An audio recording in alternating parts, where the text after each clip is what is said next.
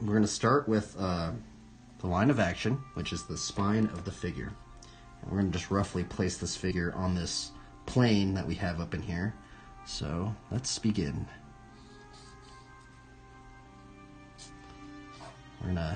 This is our line of action. What we're doing right now is we're basically just going to find our proportion and fit it on this piece of paper right here. So let's see if we can find our proportions. Let's start like that. We're gonna build this up. Let's see if it fits in here. 1, 2, 3, 4, 5, 6. Oop, that one's actually off a little bit. 1, 2, 3, 4, 5, 6, 7, 7.5. And actually, what I'm going to do is I actually have to change it to artwork. I forgot. I'm not playing BMX Streets anymore. We're playing artwork, everybody. I wish there was a button where I could press it, where I could just get all of these settings correct. But there isn't that. So okay. So what we're doing is we're going to find our proportion for this character, which is 1, 2, 3, 4, 5, 6, 7, 7.5. It should fit on this piece of paper. I guess I'm just going to kind of go over some of the stuff that we've learned. Let me zoom this in a little bit. And so within this proportional grid, the one that I learned was from Bridgman. Bridgman studied a bit of Michelangelo. A lot of artists have studied Bridgman. A lot of comic book artists, a lot of animators have studied Bridgman. And it's kind of interesting because there is kind of like a 3-school system that I've been noticing in terms of like figure drawing. It's generally people go into the Bridgman method, that's the one I learned, or they go into the Andrew Loomis method, which Andrew Loomis is similar to Bridgman, but it's different, or they go into the Glenn Villepeu. Now, many of the people that get into figure drawing, they actually do a mixture of all of it. And I also just want to relay anybody that's going to be getting into figure drawing or drawing a figure, there's many ways to come to the same conclusion, right? It's not just like this is the one all, this is just how you have to do everything, right? This is just how I've learned it. There's some people that don't even do it this way. Some people do it completely different. This is just the way that I was taught, right? And it's basically the way that I was taught was just the Bridgman method. So from this part, what we're going to do is we're going to work on what we're going to do is we're going to put the plane of the figure to see where's this figure. Is it going to be flat out like this, completely straight towards us? Is it going to be 90 degrees? Is it going to be 3/4? Generally, most characters, if you get into character design, a lot of people do it in the 3/4, because if you were to give that character to like an animator or something, or like a 3D modeler or something like that, generally a 3/4 can get a lot of the information. So what we're going to do is we're going to half that. Let's see, 1, 2, 3, 4, 5, 6, 7, 7.5. It should fit on the page. I don't know if you're still watching this, Christian. I know this stuff's kind of cheesy, but I try to, it's weird because I've just covered this stuff so many times, but I like to just kind of relay it just in case somebody's watching it and they want to get into drawing, something like that. So from here, what we're going to do is we are going to do our 3 immovable masses. The 3 immovable masses is the head, the torso, and the pelvis. So from here, we're going to go 1... And we're also going to think about these as blocks. So this is the torso. 1, 2, 3, 4. If we go into this 4, this should be at the end of the pelvis. And we're going to think about the pelvis as a giant mass. If you get into some figure drawing stuff, they try and treat it as we're actually sculpting. So it's not really even like we're almost sculpting with shapes, and we're putting these simple shapes in and out of one another. You know, like those old like how to draw books are like, this is how you draw a circle, you draw everything else in. It's actually it's very similar. It's the similar concept. The big one that they generally don't teach you is this proportional grid thing right here. So then we're going to split this out, and this should be the torso. Now there is somewhat of some controversy at the moment because of certain aspects of what some figure drawing things teach and stuff like this, but yeah. And by the way, we are using this pencil at the moment. Wait, why is it so bright? Let me put it to auto. Isn't that on auto? Does it seem oddly bright or is it not bright? Oh well. Hopefully you guys can see it. It looks bright to me, but you guys can see it. But now, if you guys get into animating and stuff like this, the proportion stuff is very, very important. If you were to get into animating, they would hand you, it's actually called, they call it a model sheet.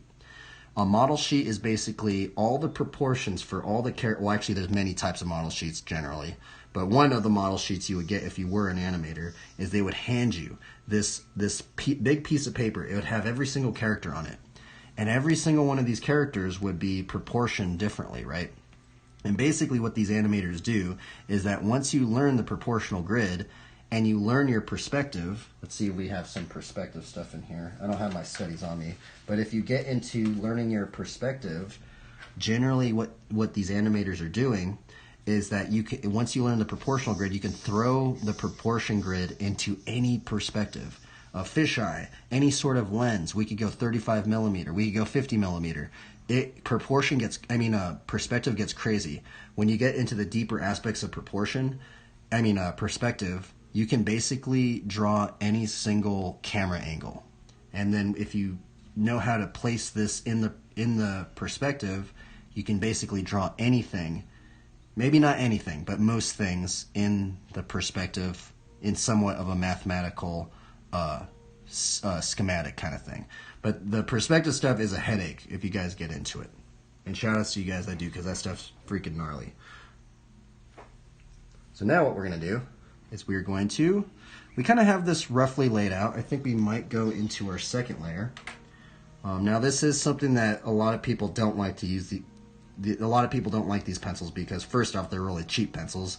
This is just a Crayola pencil. I've literally used it so much I don't even say Crayola anymore, but this actually is one of those, literally the freaking elementary school colored pencils. This is literally, you could get all of this stuff. By the way, this is computer paper too, and this is masking tape right here. You can get all of this stuff at your local Walmart. Shout outs to Walmart, everybody. You can get all of this stuff at your local Walmart. One of the reasons I actually started getting into using some of these kind of obscure, just off the cuff kind of things was actually, there was an animator whose name was his name was LaShawn Thomas. He animated Boondocks. Now the thing is, he actually didn't use these pencils, but what he would say is that sometimes you're just drawing so much, you know? Like these animators, bro, they draw so much that, bro, you need just mass amounts of things. You need mass amounts of pencils, mass amounts of paper, and the most you can get it, the cheapest you get it is probably the better, right? Whereas, like, if I were to draw on this on very, very expensive paper, well, I'm going to have to keep buying that, bro, when I could just buy computer paper, and it's literally like I can get like 1,000 sheets for $4 or something like that, right? So anyway, what we're going to do is the thing about this pencil is that this pencil can be very, very, very frustrating. If you guys actually watched the last illustration that I did with the knight, that like he was like kind of bowed down, that one was very, very frustrating. Now the reason why people don't like this pencil is because it's very, very hard to erase. It's almost permanent. Now you can erase it a little bit, but it is basically almost permanent. But that's actually the reason why I do like this pencil, because it gets me to finish things. Because if you guys can't tell, sometimes I just feel very like if I don't commit to something, I just feel very like, oh, I'm gonna try this, I'm gonna try this, oh, I want to do this, I want to do this. This pencil kind of keeps me to this pencil keeps me from being ADHD, basically. It sounds ridiculous. It almost kind of feels like, by the way, you guys can do this digitally, and you basically just draw everything on one layer. That's kind of what the whole thing would be, in some sense. Or actually, it would be kind of more like a 2-layer thing.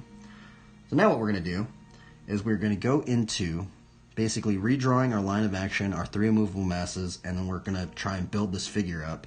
And hopefully we can draw something. But basically that sounds ridiculous, but this 3 immovable mass thing is so important. This thing right here. I mean, if you can animate, if you get into animation and stuff like that, that is very, very, very important, because if you can learn how to move these blocks and circles and stuff like that in and out of one another, you can, even if we look at that right there. See that guy right there? If you can look at any person right now and see that 3 immovable mass thing, that is such a big topic. I see it right there. That's actually Dave Smith right there. In theory, if you learn that perspective with that fisheye, you could animate that and actually do some crazy stuff with that. It's just a lot of work, but... okay, let's see here. But man, Dave Smith is gnarly. Okay, I need to stay focused. Okay, we need to stay focused. What is this? Let me put on some different music. Put on this one.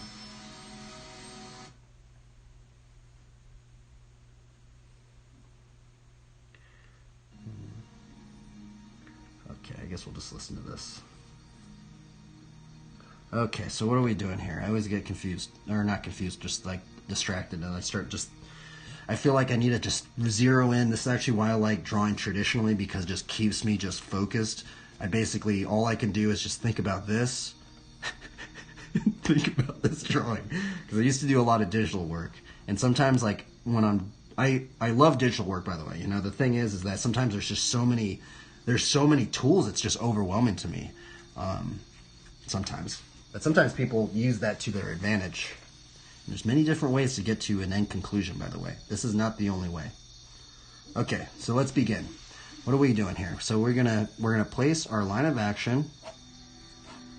We're gonna place our torso.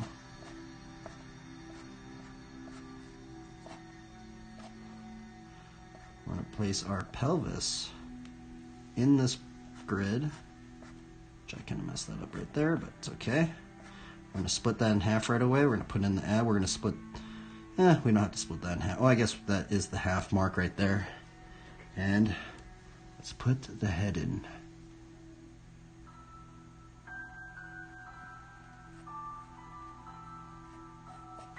Okay.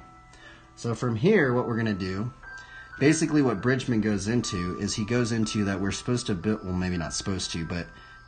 if we can construct a figure, because we are constructing a figure, we're constructing a figure almost kind of like a building, right? And the building, if you see a building, it has to be balanced because of the weight, right? So we're thinking about that. Because if you think about the Leaning Tower of Pisa, what's it like? It's like that, right? Well, it's almost about to... I'm wondering if it's ever going to just topple over sometimes, right? So basically, because of that theory that he brings up, he basically says what we should be doing is we should be working on the legs first and see if this weight is going to be supported on the legs, right? And how we do that is we're going to go 1, 2, 3, 4, 5, 5.5. 5.5 generally on most people is actually at the end of the kneecap. So we're just going to roughly put a line in there. It actually should be maybe like right there. And then what we're going to do is we're going to start placing in kind of where roughly kind of maybe where the knees would be, maybe. And so then, let's go into dish. And from here, we got the knees, and then now we're gonna do the shin bone. Now the shin bone's always kind of curved. If we were actually to take an X-ray of a shin bone, it's actually curved. It's not just like the straight. It's not like just a straight bone like this. It's actually curved. If you actually feel your own shin bone, which if you ride BMX, you probably get a lot of shinners, the bone is actually curved. It's not actually straight on. So what we're going to take that same concept and we're going to throw that into a curve. Throw that one into a curve. Put the knee.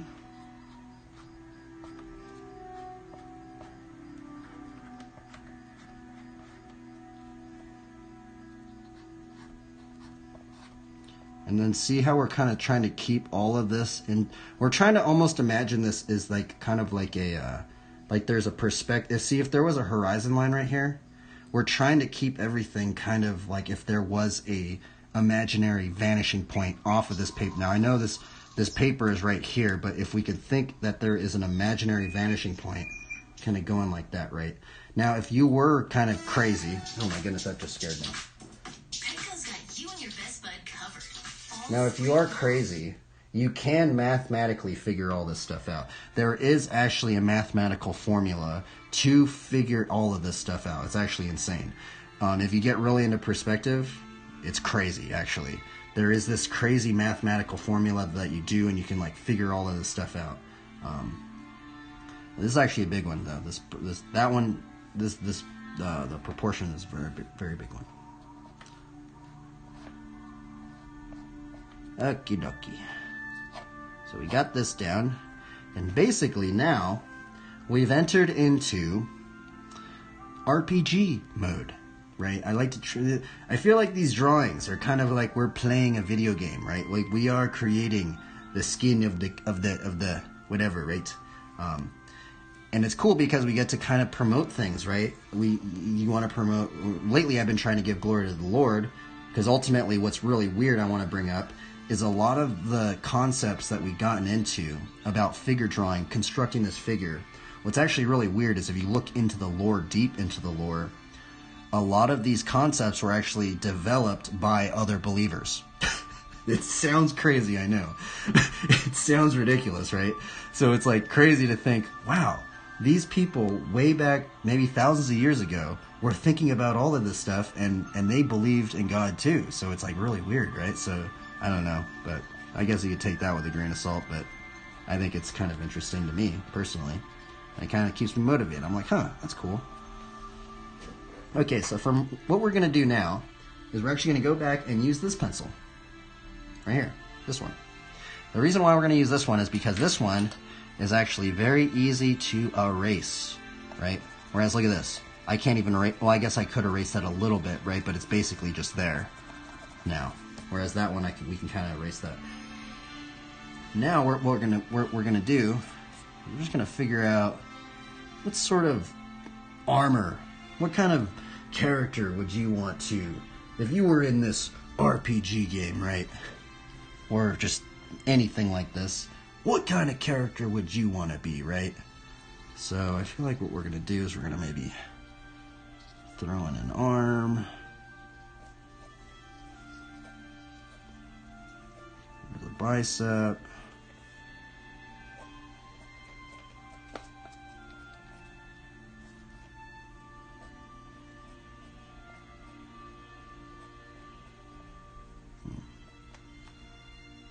I don't know. What are we watching? Oh, this is still the same video. Interesting. Intriguing. Interesting. What I'm going to try and think about is we're going to try and think about like the armor of God thing. Maybe she's going to have a shield. Is there going to be a floating shield right there? Is there going to be a healer? Probably the armor of God thing. So, So, let's see here. I mean, she could have a buckler too. There are some verses that talk about a buckler and a shield. We could do something similar like that, actually.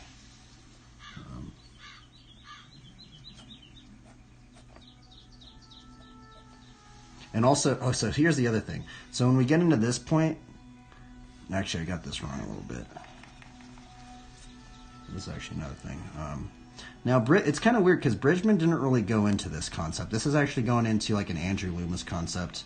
Andrew Loomis goes into using arcs. He basically says, so see like this deltoid right here?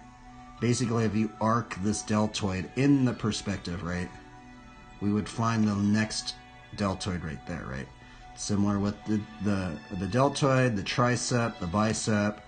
I know the forearm muscles, there's like 4 muscles in there. I don't know exactly the names of those muscles. But basically, how I think about it is that there's this little bump. There's another bump right there. And then the end of the wrist. And see how if we were to arc this down like that, it would hopefully be right. Actually, I think I made that one a little bit bigger. But you get the idea, right? You don't have to be perfect, right? But that's roughly what we're trying to think about, is arcing things. Now, the arc is important because when we get into armor design, we can think about the arc as well, because we can kind of go, okay, well, there's that little thing, and then there's the vanishing point right there, and you can just arc it into that vanishing point. And that's when, the reason why that's important is because, say I did an armor piece right here, well, I'm going to have to do this, I guess depending on if you want, what's the word, symmetrical. If you want a symmetrical armor piece, you're gonna want to be, okay, well, how do I get that symmetric on that side? Well, if you arc it over there and find the points like this, something like that. It probably make no sense whatsoever, but it seems like it would make sense. I mean, it seems kind of like common sense, but yeah.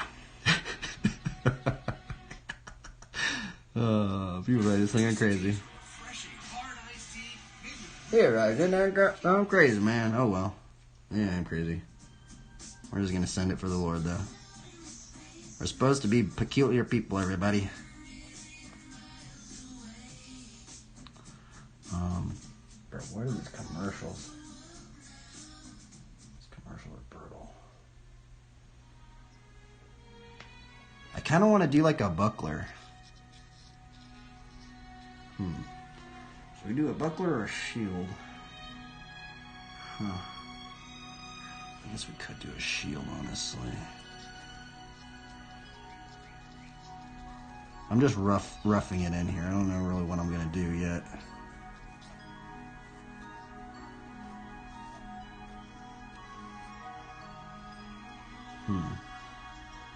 We could even do a shield up front. I mean, we did kind of get into somewhat... I mean, that's what maybe we should do. See, and that's the thing, is we can totally change it. That's why I use this pencil right here. Like, what should we do up in here? Now, I mean, one that is very nice to do is if you just kind of just do a shield like this, right? She just has her hand like that, and then you just kind of just go in like that.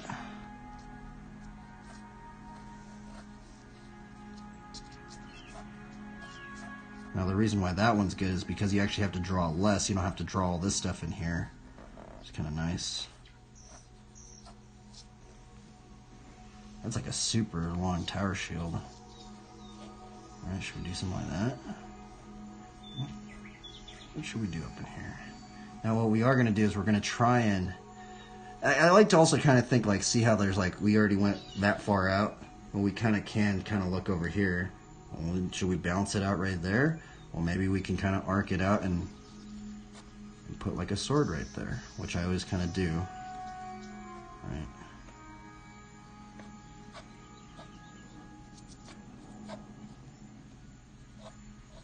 Like a leaf sword or something.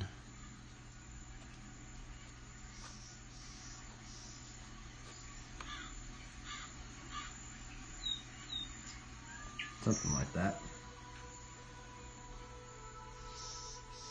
And, maybe we should make that a little smaller because we need to also put a Bible in here somehow. I don't know, I gotta think about this now.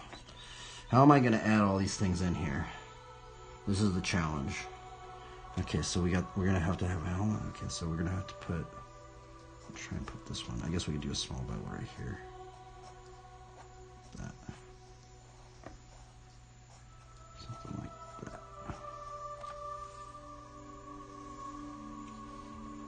Put a cross right there.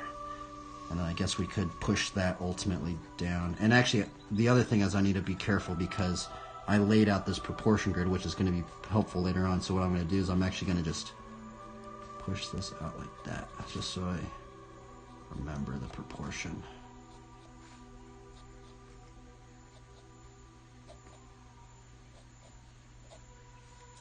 Okay. Okie dokie. Now we can put a sword right up in there again, or at least attempt to again. I'm gonna have to make it a little bit smaller to get it to fit in here.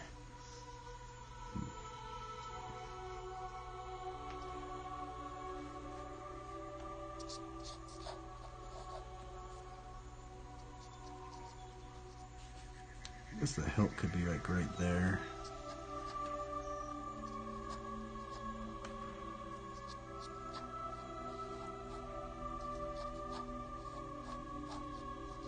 Looks like a pretty good one. Alrighty. I kind of want to like put like a lever or something on there. That might be kind of cool, huh? That might add like some sort of... It's imperative that your eyes be open. Look out! These commercials are brutal. Okay, so what are we doing here? I kind of might, and here's the other cool thing, once we get into like drawing bikes, which we haven't really went into yet, which we could add in here, right? So this is another element of why this proportion grid is so important. Let me see if I can just bring up some reference. Let's see here, how do I do it? I guess we can just look at this guy right here. That's a good one. That guy right there. See that guy? Look at the proportion of that dude, right? And think about that wheel compared to the proportion of the leg, right? Generally, if we kind of study how the proportion is for the bike, I mean, it's not always like that, but we can just kind of add in a bike right here. Generally, this is how I've been adding in the bike. I just kind of just think about the width of the shin bone, and then I basically just kind of like just go in here and we just kind of just build it from that. And yeah, I always just put it on the side because it's way easier to draw. If you start getting into drawing people riding the bikes, dude, it's hard. I'm gonna be flat out on it. I have done it, but it takes a lot longer because you have to start.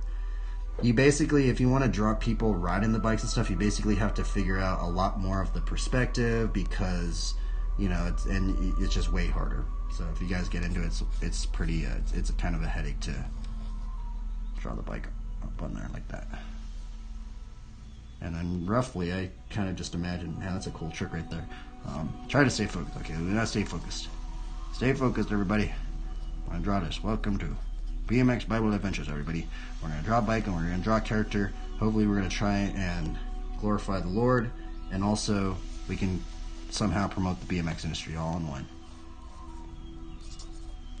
We're gonna probably put a Bible verse right there.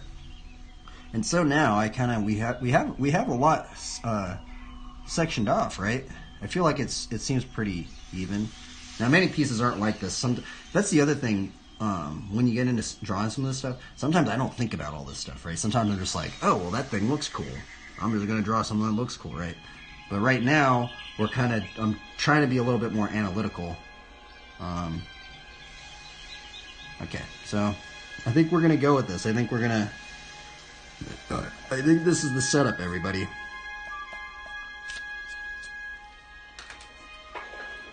Man, my palm hurts, dude. I freaking like bruised it. The freaking bar spin got me today.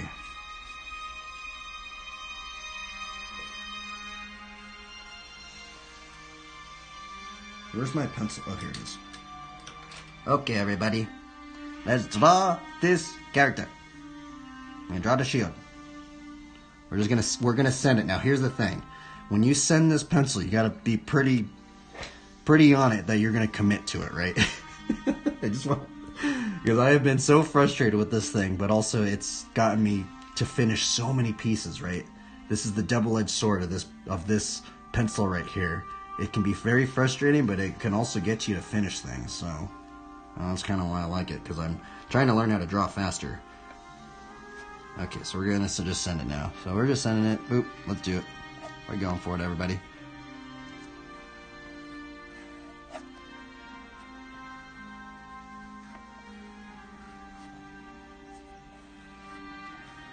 This would be the shield of faith, by which we can extinguish all the flaming darts of the evil one. Okay, everybody, we're good on that. Well, we sent that. I guess we're gonna commit to it. Is this BMX video over? Let's see here. Yep, it's over. Let me put on another BMX video.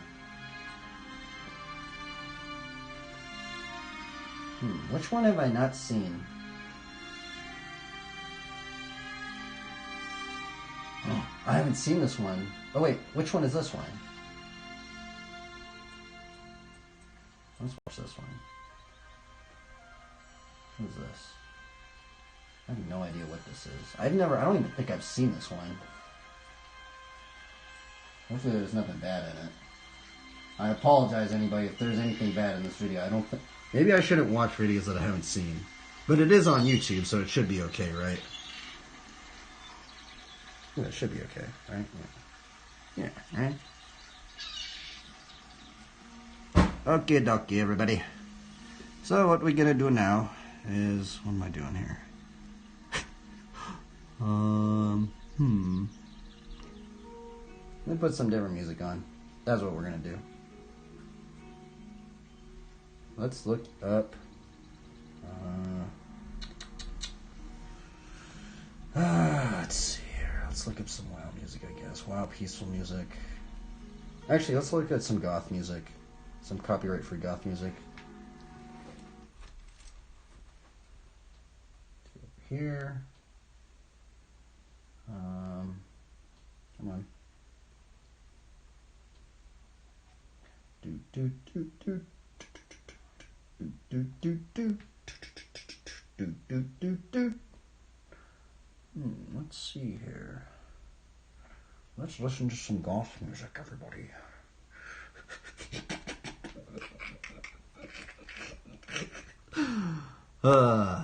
We're trying to have fun, everybody, okay? Whether we eat or drink, let us do it all for the glory of God. Tried to put it cross up in there. We're going to try and put a lot of crosses up in here, so. See, this is where we get into the full on. So, by the way, this is a very, very important part, but also the next segment is also just as important. But it's also the importance of what sort of character are we. Is this person going to be an who is this person? Like, what kind of character is this person? Is she going to be full on armored out? Is she going to be a goth? Is she going to be, I don't know, some crazy athlete? Who really knows, right? We're going to find out. And that's kind of like, it's kind of cool, like trying to it's like playing a video. And honestly, it's like playing a video game. This is my video game right here, basically. This time segment is basically my video game time segment. Which is why I honestly haven't gotten the Ethernet cable, because it kind of does force me to draw.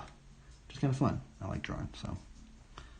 Which I did get burnt out a bit, so. Okay, so let's go 2.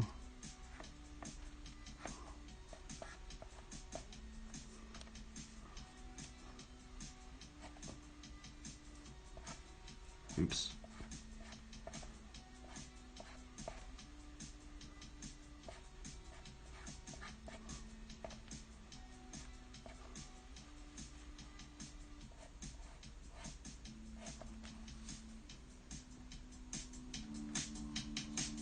I think we're going to put a tabard. Something like that. What kind of armor should this person be wearing?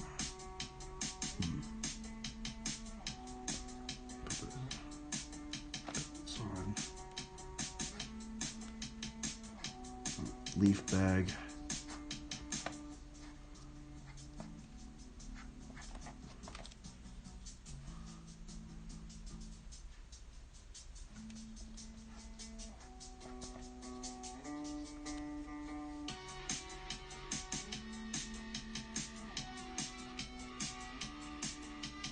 Could be leaf armor. No, I'm gonna try and. See, I've committed to this, so now this is actually a big thing of just like what kind of armor is this gonna relate to this? Because see how we have this point right here? We can take some of these shapes in here and kind of inject it into the armor, right?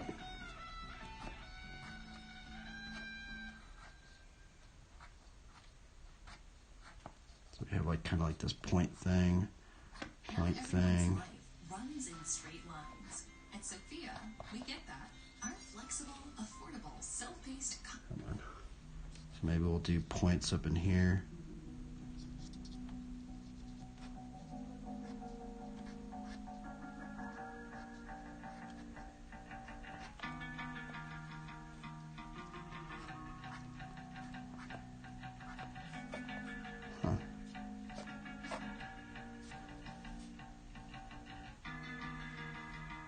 I'll do a halo.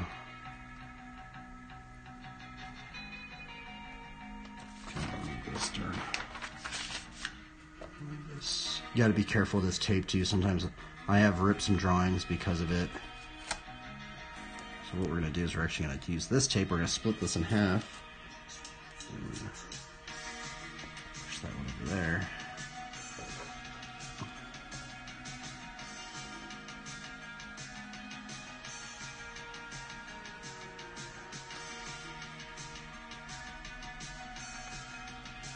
There you go, got a halo.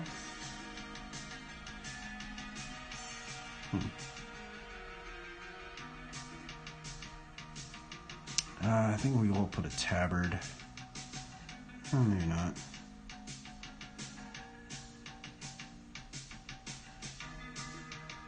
Yeah, I guess we will.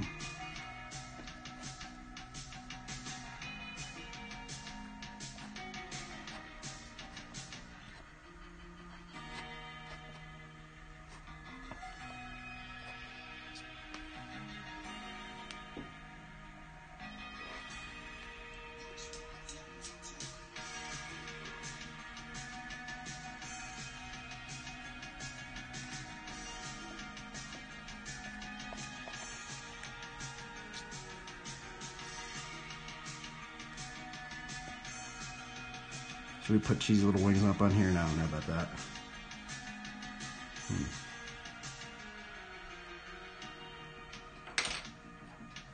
I think we're pretty good though. I mean, in terms of what we're going for. Let me erase some of this. By the way, that's the other thing is you kind of have to be careful layering this pencil on top of this pencil, because if you layer this pencil if you put a line that is too heavy-handed on there and then you layer it on top of that one, it actually makes that layer hard to erase. So I'm going to erase just a little bit of it.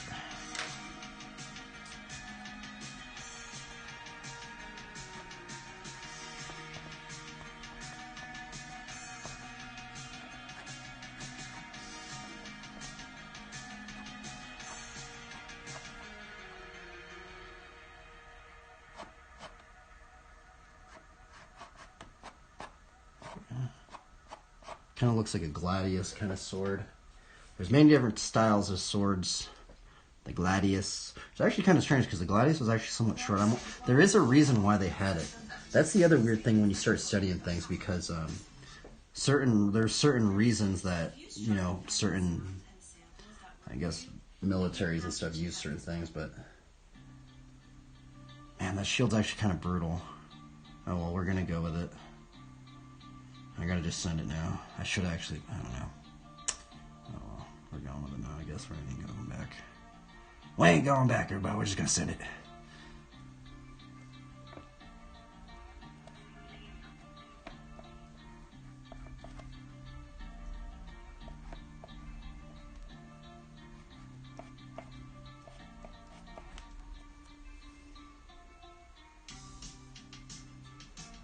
I think we're good now. I think we're gonna start going into the kind of the details of things now.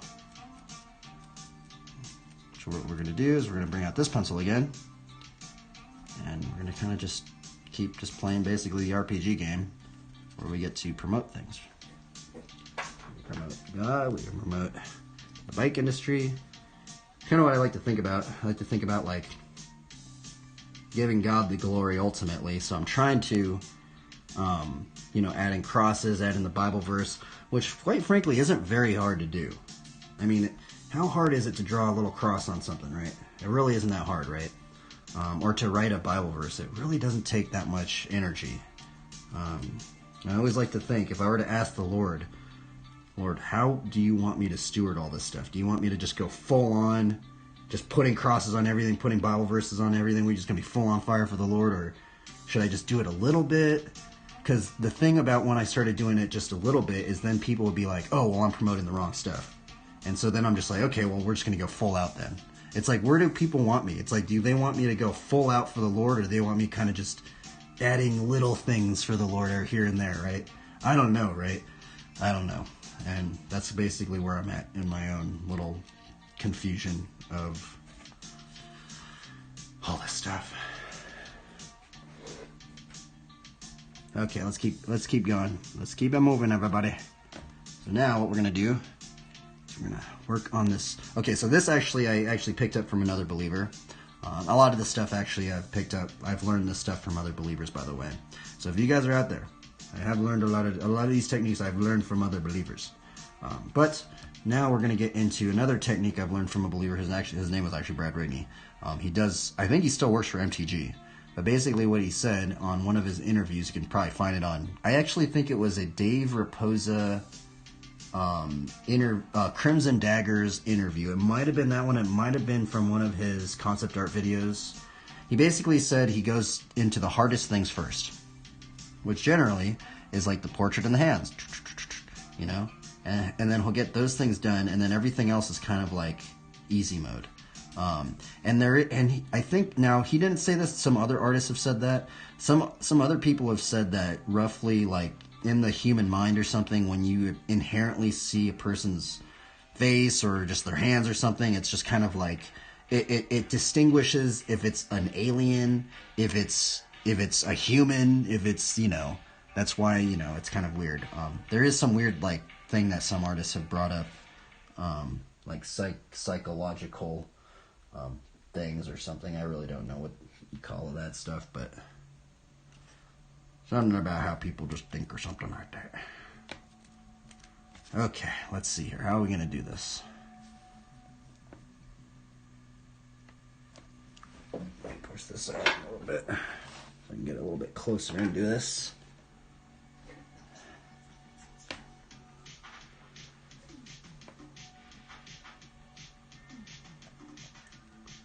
That's the other thing, is it's hard because this camera's right in front of me. I feel like I gotta like try and get really close to it.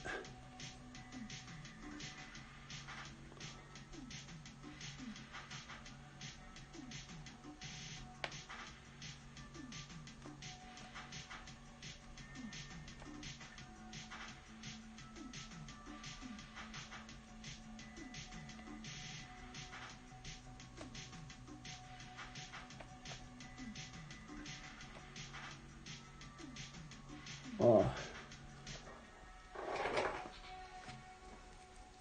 It's kind of pissed. I need to read to that. Actually, I got a new item. Where is that? We got a new item. We got an exact eraser thing.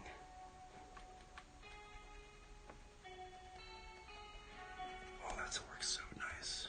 I'm so glad. I've never used one of these things before.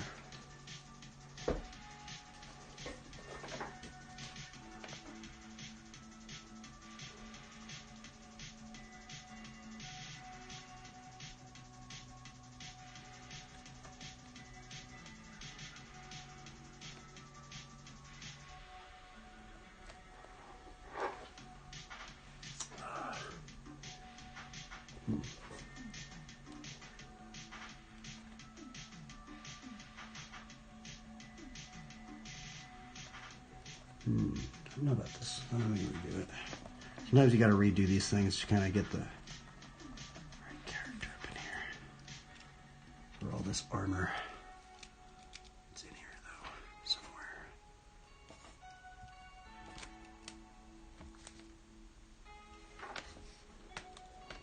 This kind of it. There's the RPG element.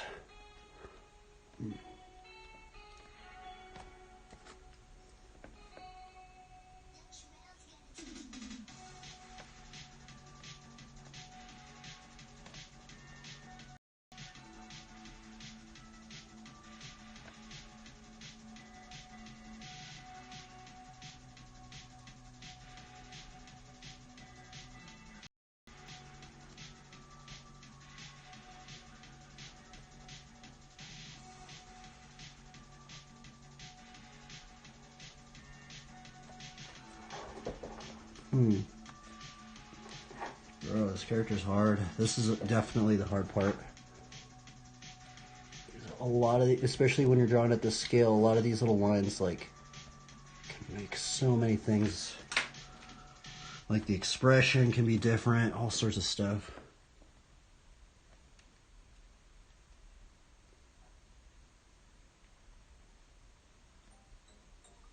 Wix is your platform to perform on. A complete portfolio solution means you can tell your unique story with confidence. From choosing a name and design that fits your vision, to bringing your projects to life.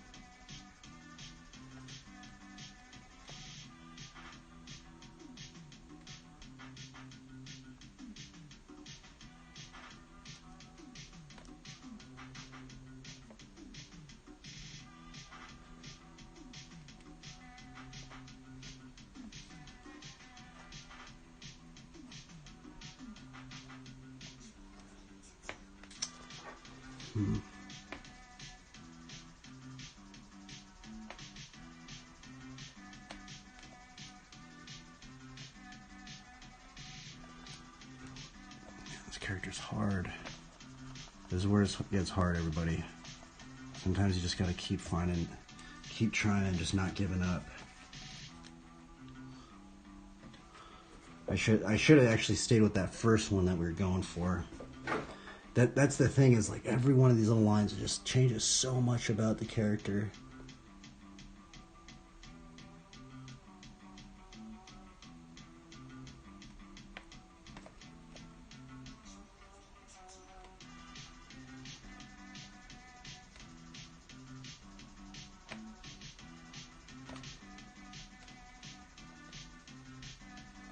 Okay, I think, man, this seems hard. This is challenging, everybody.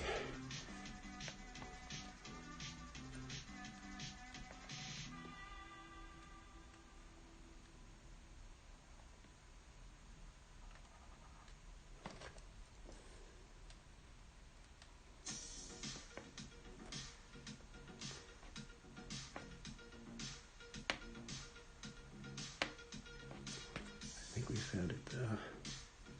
I think we found it. How long is this? Okay, we're still making good time. Oh man, that's brutal.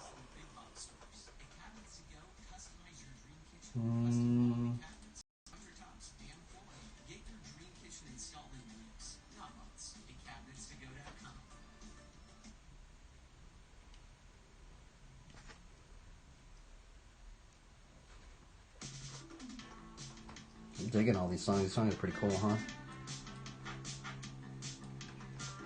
What kind of hair should this person have?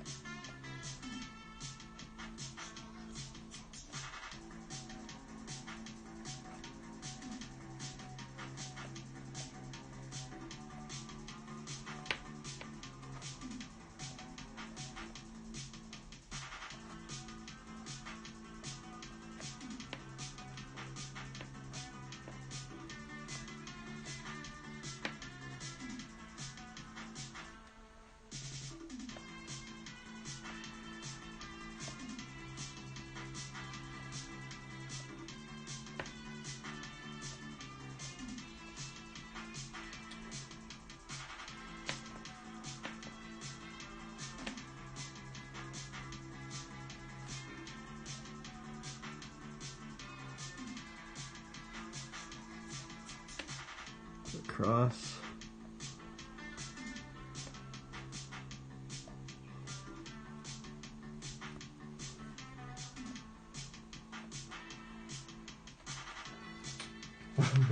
What is this? Is it BMX? Oh, I think it is.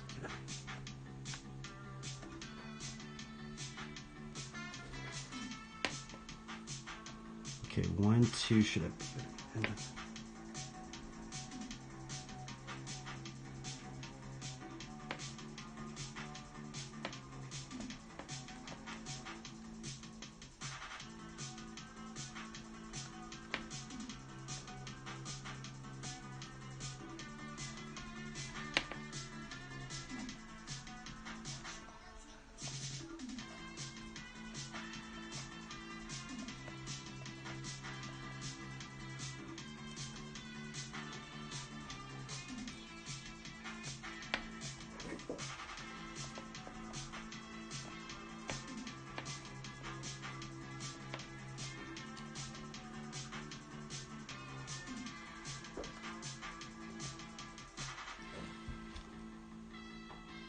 was like, is this even a BMX video? I don't even think I've seen this one.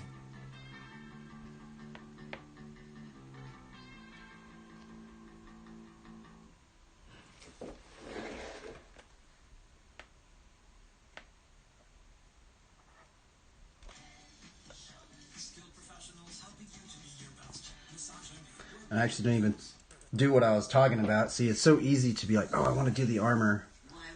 We're trying to do the hardest parts first.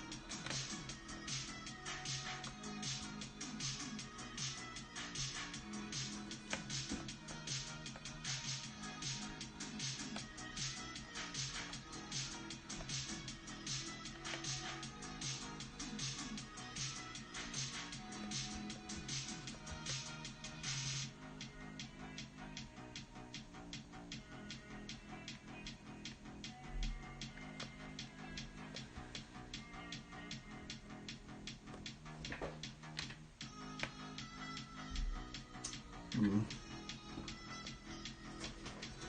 it looking alright, everybody? I don't know if it is or not.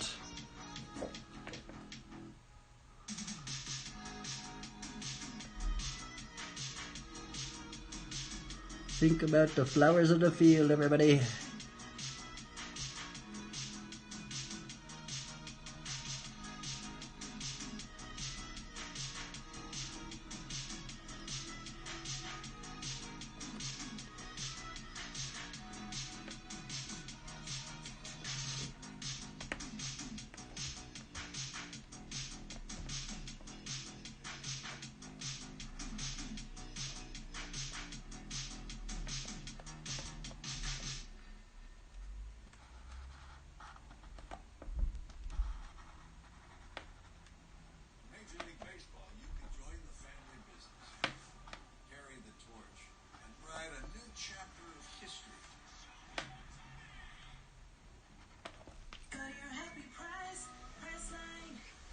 Do these commercials on Bronzo. Come on.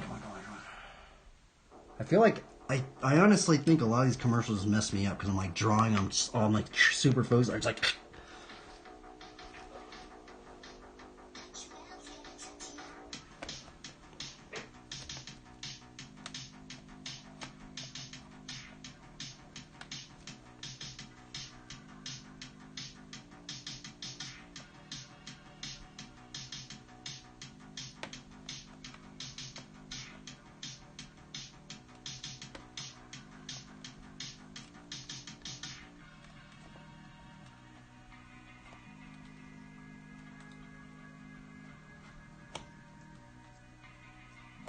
Okay, so see how we took this right here? Let's see if we can somehow put that in there. How would we do that?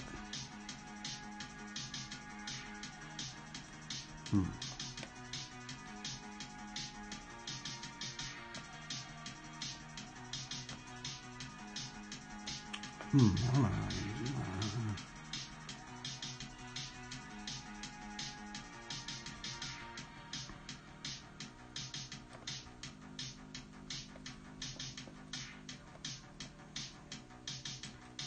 We'll just put like scale mail or like chainmail armor.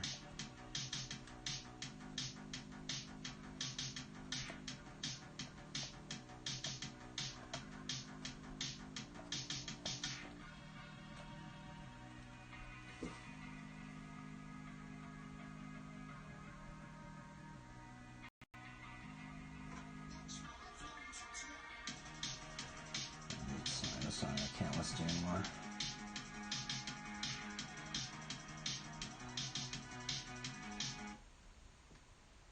I don't know about this character, man. I don't know. We're just gonna keep going with it. We're too far in, and this is the thing about the green pencil, right? Because there's just so much. Where I'm just like, no. I don't know if I should just restart it, but we're just gonna. We don't have time. We just gotta finish it, man. We just gotta like send it and just go for it. And this is kind of where the green pencil is very frustrating, but also it does help me to get stuff done. So.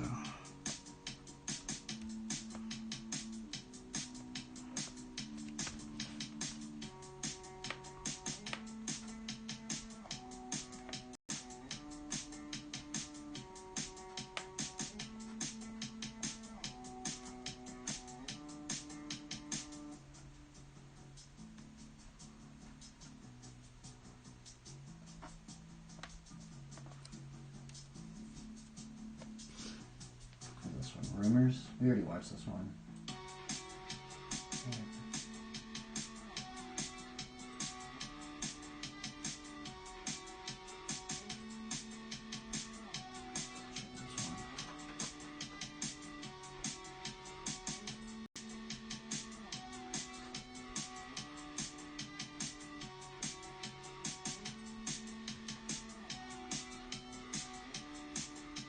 Oh, what am I doing?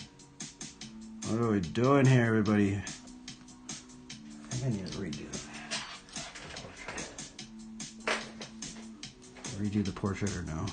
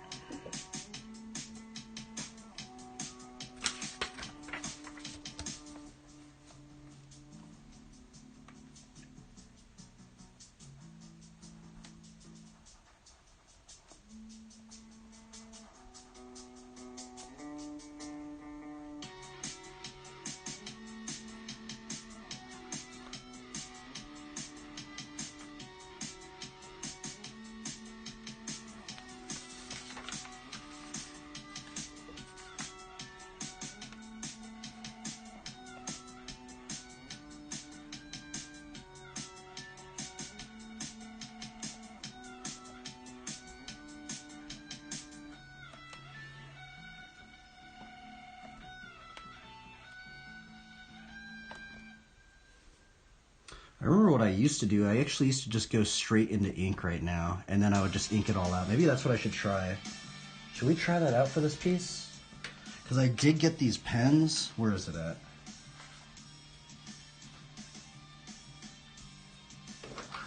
Darn, I don't know if I should try doing it that way. So how I used to ink them out, I actually used to use a different pen. Where is it at? But I've been kind of wanting to, I have been seeing a bunch of artists using these microns. I've been wondering if I should just start going and trying to use the microns too. But I don't know.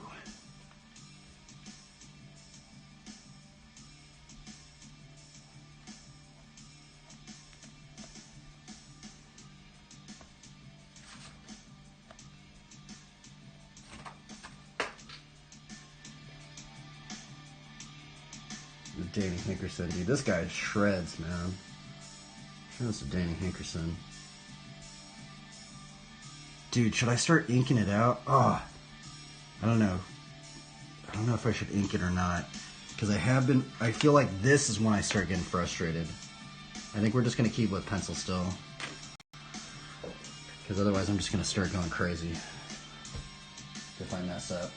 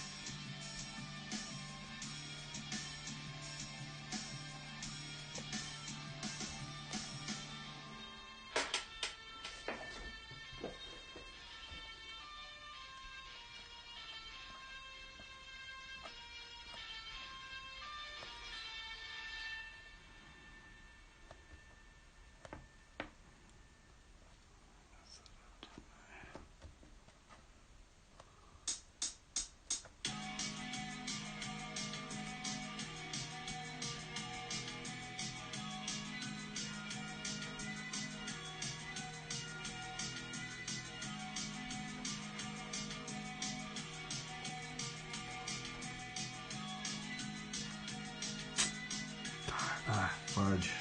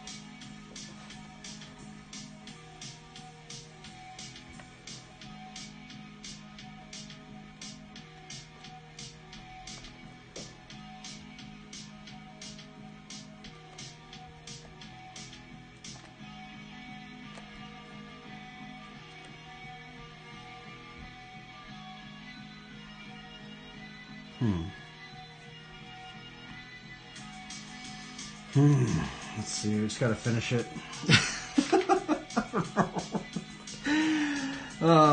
This is the life of this pencil, by the way. You just gotta start finishing things. Even if you don't like it, you just gotta go with it. So we're just gonna keep sending it, everybody. We're this far in, we might as well just finish it out, right? Oh, man. Okay, what am I doing here? What are we doing here?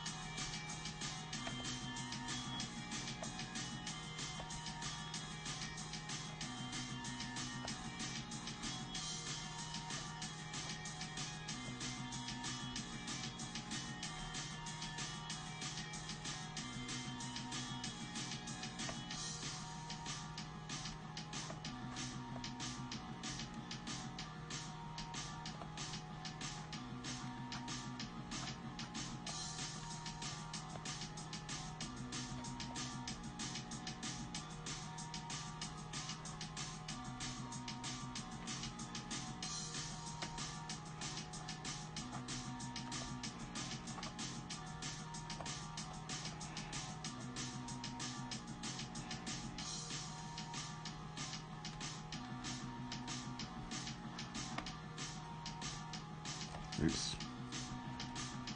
Put the peace sign right there. Supposed to be for peace, everybody.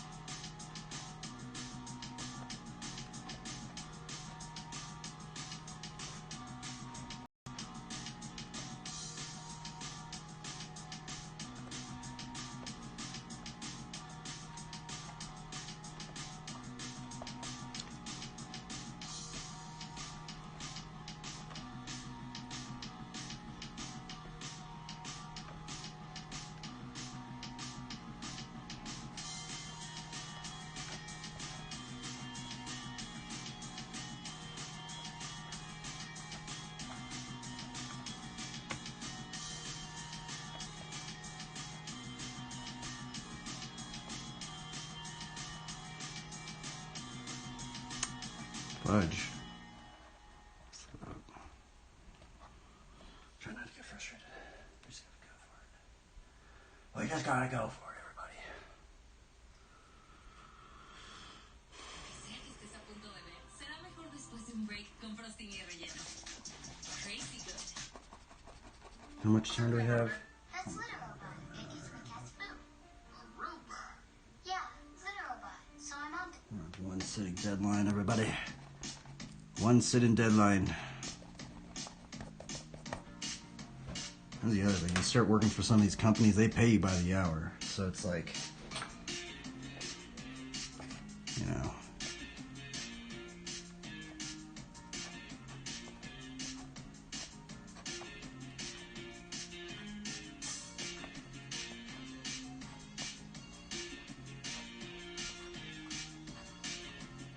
Depending, I guess, if you're in-house or somewhere else.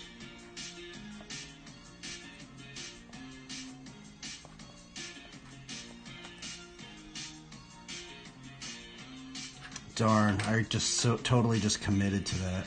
Fudge. I made it a little bit too close. Oh, we'll just go for it then. There ain't go, no going by now. I just gotta go for it now. Oh, well.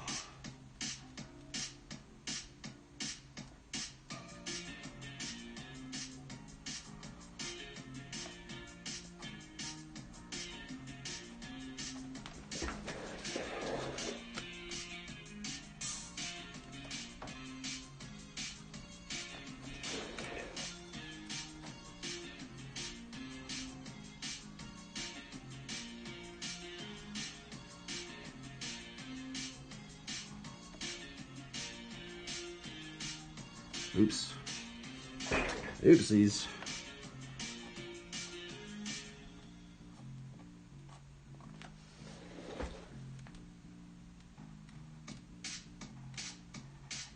It ain't that hard to draw a little Bible, is it?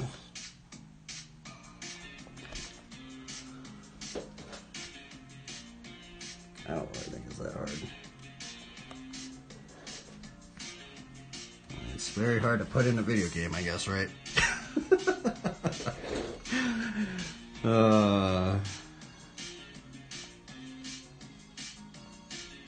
That's what trips me out, everybody. I don't even know if I'm stewarding all this stuff right.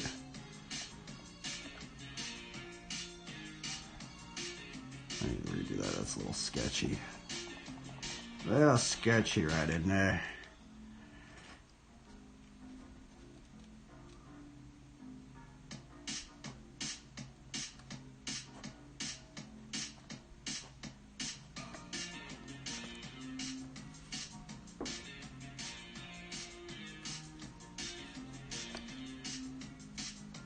Just chicken handle around from a demon.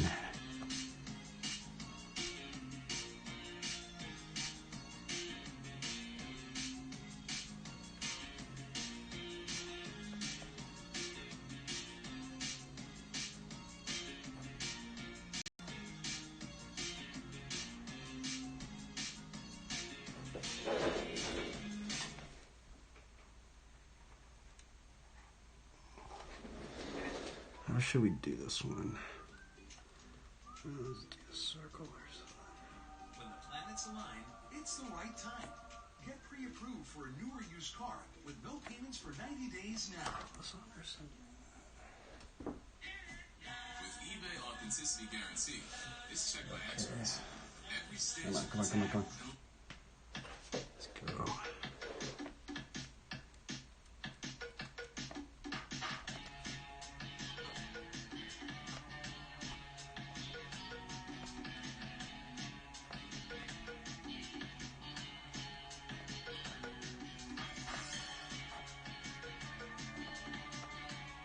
Should I do the like the leaf sword? Or should we just do a floating sword? I think we're just gonna do a floating. I did the leaf sword or the vine sword the other day, right? Let's do like a normal. This chick kind of seems very. She doesn't even have a leaf bag, so we'll just do like a normal sword, I guess.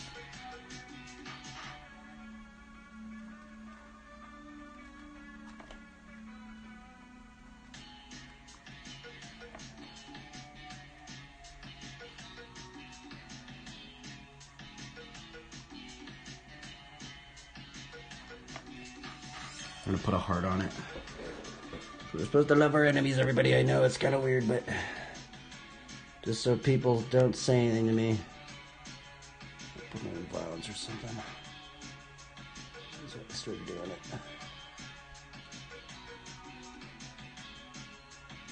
Boom. Bada boom, bada boom, bada boom.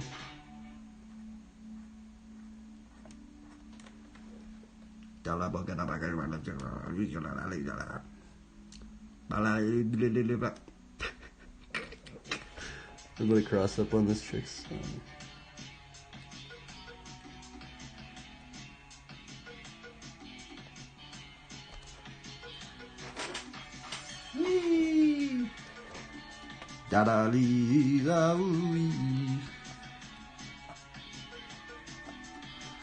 We're playing BMX Bible Adventures, everybody.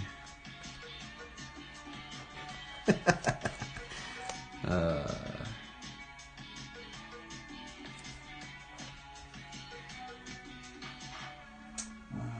character's kind of... He knew about his character, man. But we're trying, I guess.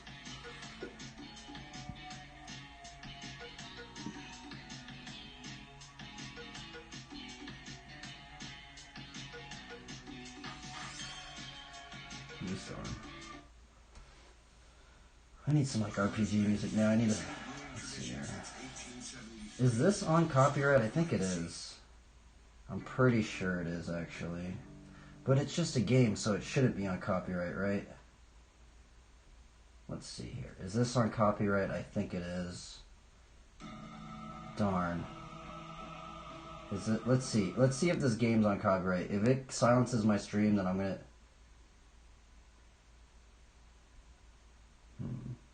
I don't think it should be on copyright. Let's just listen to it, I guess.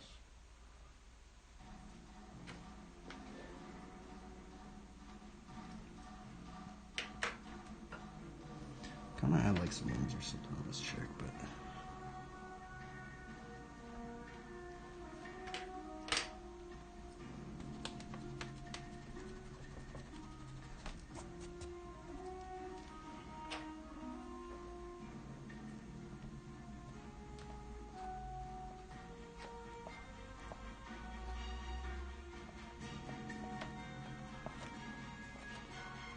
do do do do do do do do do. Do do do do do do do do. Do do do do do do do do do do do.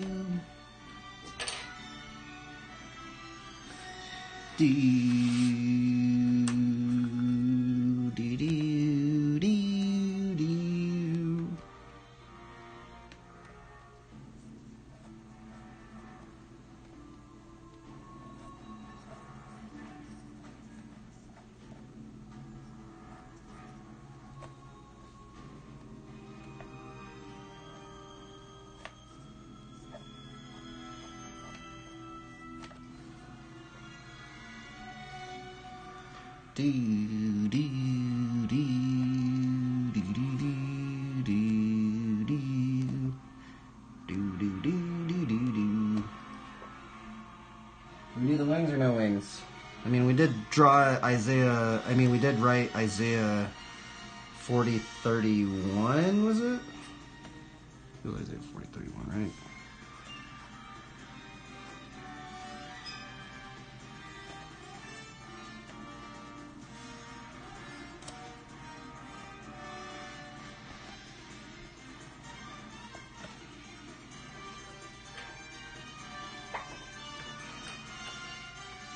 Okay, let's draw a bike, everybody.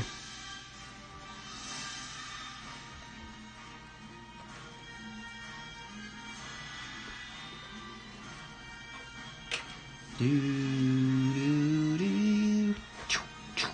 Sabaga do baga baga baga baga. Yapadi yaruzai. Gnarly flatland bike. Let's promote the flatland, everybody.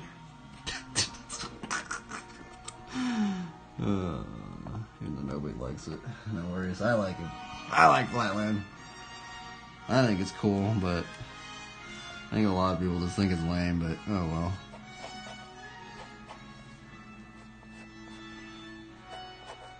I think it's cool, everybody. I think it's hard, honestly. Yeah, I just think it's hard. I honestly think flatland's pretty hard to learn.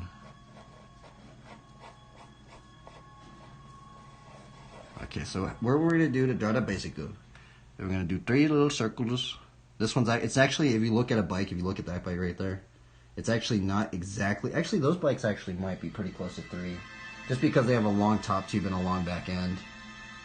But generally a lot of them, I'll kind of go a little bit closer.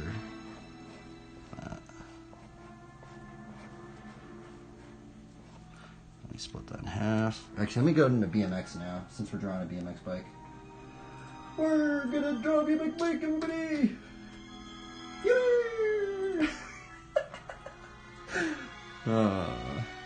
Okay, so what we do, this is how I draw a BMX bike.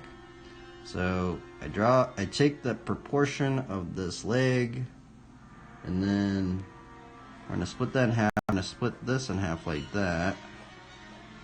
Split that one in half. Then I generally start up here first.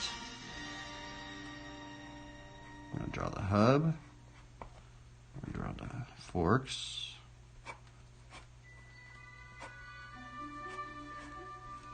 So this is probably going to be what, 15 millimeter offset.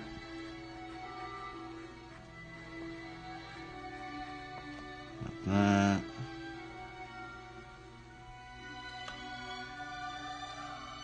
I don't know about this character. This character's kind of weird. I don't know. We tried. I guess that's what matters. Not everything can be perfect, everybody. We tried. Oh, she looks like she has a really small stem.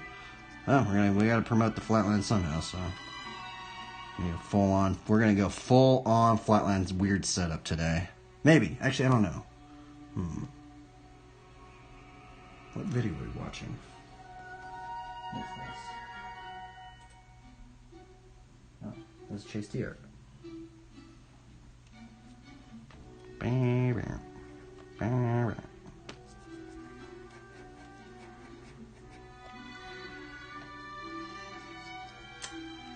I guess we'll just do a normal frame.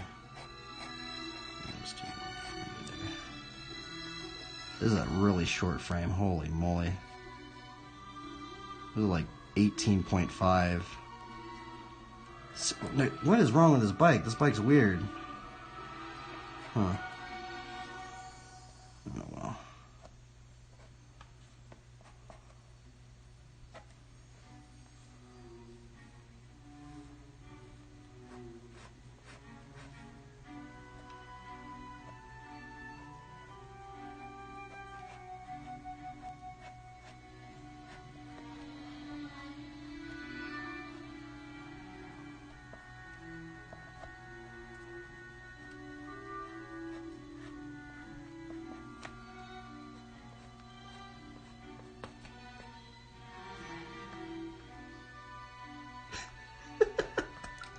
It's so funny. We drew this character. We're just drawing a bike right there. It's like, what in the world, bro? This is just ridiculous, man. It's so funny because I used to just draw the characters. I'd be like, all right, everybody, we're done. But nope, we ain't done. We're drawing a bike, too. I think it's kind of fun. Like, we can promote God, we can promote the bike, and promote everything, hopefully. Whatever we do, let us do for the glory of the Lord. You.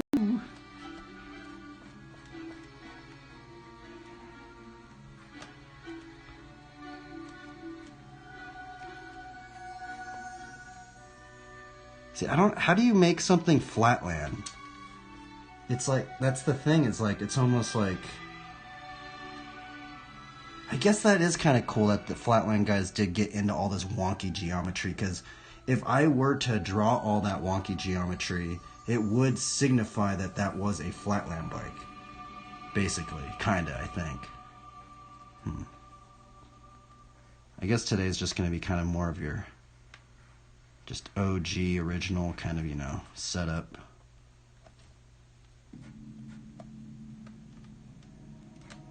Dude, there are some weird songs in this playlist. I'm going to change this music. I thought there was a lot of other different songs, but I guess not.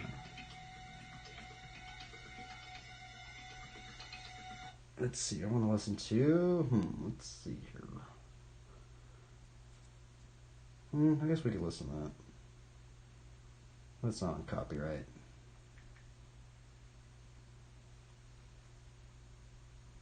Actually, man, we're watching Dakota. Is this the Stay Fit part? Might be the Stay Fit part.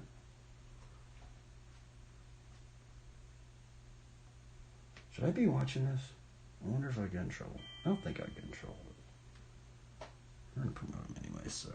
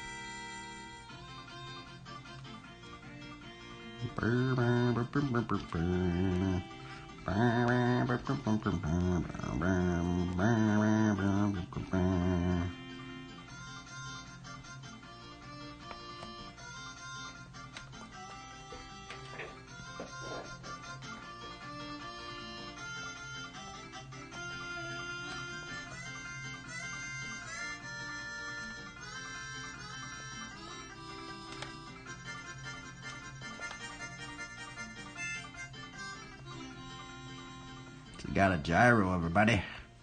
That's funny. Look at that black man. Oh, my.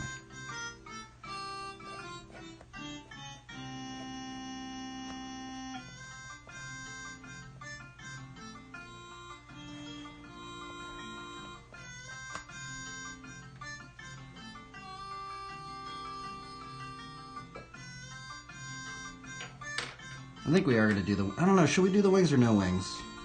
I think the wings are kind of cool.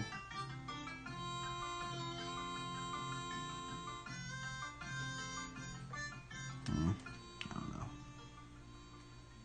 Wings or no wings? That is the question. What is it all doing with that?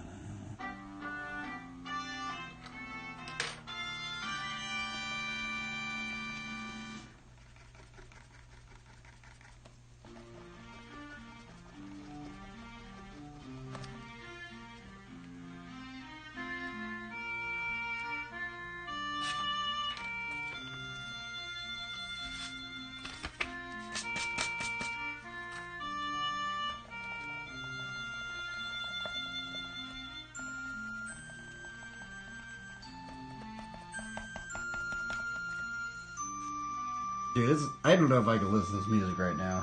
We're watching Dakota and we're listening to Zelda music.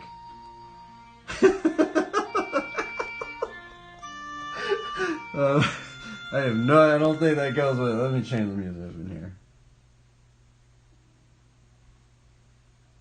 I'm sorry, Dakota. I need some gnarly music. Or gnarlier music.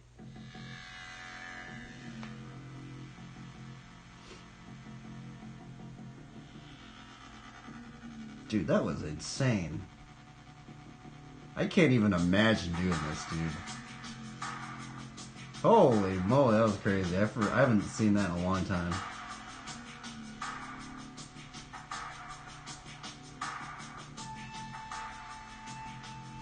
Holy moly, that was gnarly, dude. What in the world? These guys are crazy. What are the stuffs in this one? What's other stuff is this one? Oh, Wes. What in the world? Got Wesley up in here. I'm gonna put him in the playlist.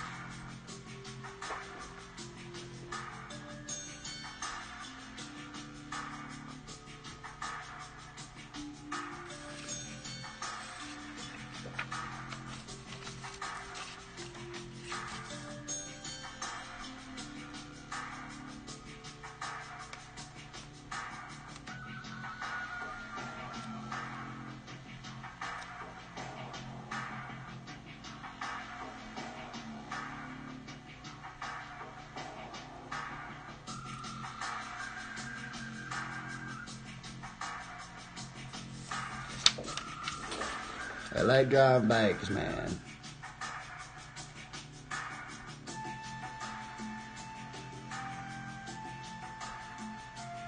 Like playing BMX streets, but on paper. It's funny. Paper BMX streets, BMX Bible Adventures, Paladin Edition.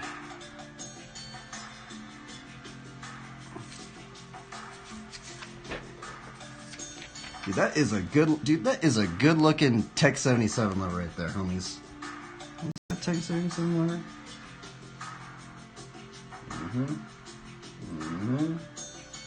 Tech 77, homies. Dude, I always liked Lino Gonzalez. I've always liked how he rode. Partially is because what's interesting about Lino Gonzalez, he used to run front brakes. Is he running front brakes right there? Lino Gonzalez has been a part of the Front Brake Brotherhood for a very, very, very long time. Even since his animal part. That's actually what stood out to me. I was like, what in the world, dude? This dude is rocking 2 straight cables. He's running front brakes, back brakes on a straight cable. Like, you never see that, bro. Is he running front brakes right there? I don't think he is. No, he's not running front brakes right there.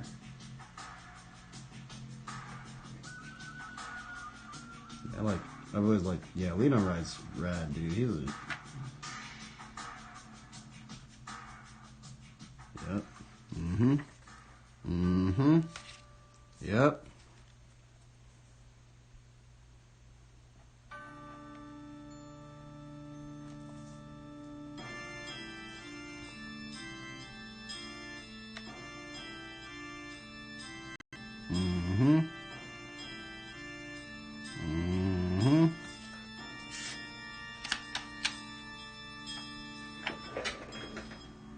I want to watch this video, man. Dang, dude. I actually used to watch this video a lot. Was he rocking a free coaster right there?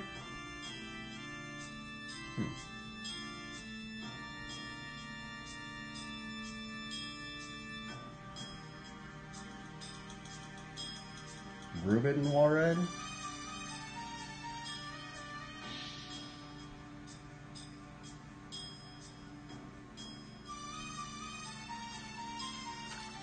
Do do do do do do do.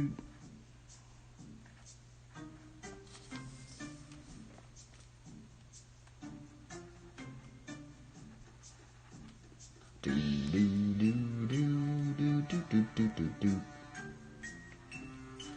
do do do do. do do do do do do. Do do do do.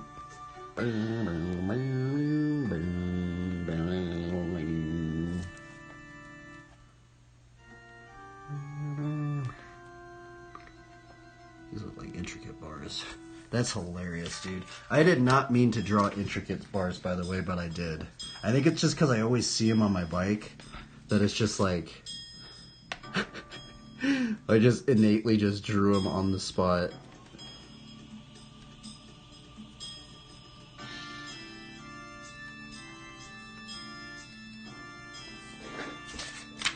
Ayata. Ayata. Ayata.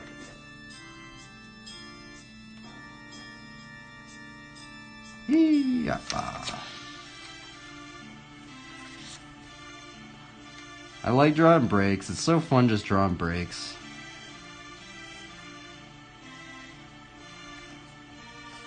I like drawing bikes because it makes me feel like I'm like, what kind of geometry do I want? Because, dude, if I could, I wish I could just get all sorts of geometry. I want to be like, dude, I want to test out all the geometry, bro.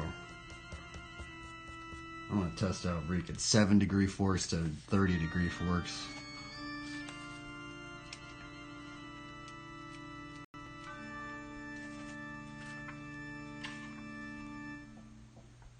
Ooh, Simone Baracco.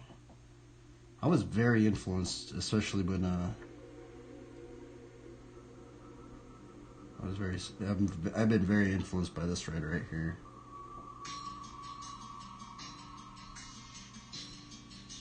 This is a newer video, I think. Wow, Wally to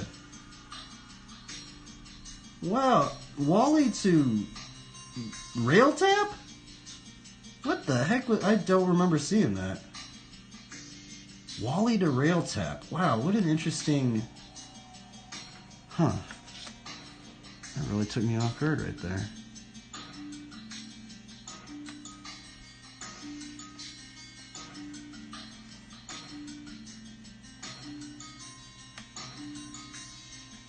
Do do do do do do do do. Do do do do do do do do do. Dun dun dun. Dun dun dun. Dun dun dun. Dun dun dun. Here, check it out. You want to see how you draw sect forks? You bring this line down, and you just go like that. See that line right there? I don't know what about about the sect forks, but it kind of looks really clean. Let me redo that. It looks kind of sketchy right there. I always remember, because I have some sect forks. I'm not running them right now, but they like go down like that. But I just have ran them so long, and then they have like this thing like this. That's how you can tell it's a sect fork if it has that. I mean, I guess there's probably some other forks that maybe do it, but like it has like that little thing right there. Oh, look, one of my favorite writers right here. This is all in my playlist, by the way. These are all writers that I like. Dude, that trick is so hard, bro. Oh my goodness, dude. It's so crazy, because like even after riding flatline for like 3.5 years, I still watch this video and I'm just like, bro, I cannot do any of these tricks in here. I can maybe do like a couple of these tricks, but not like the entire line. That's gnarly, man. Like, I can't even do that right there. Dude, he just did, I don't even know what he did right there. That was just some sort of rolling Carl Cruiser to somehow he went into a Switchfoot Circle K into some sort of weird decade Circle K thing. That's what, a crackpacker to steamroller. I'm starting to kind of get what tricks they're doing, or he's doing now. Let's see what he's going to do up in here.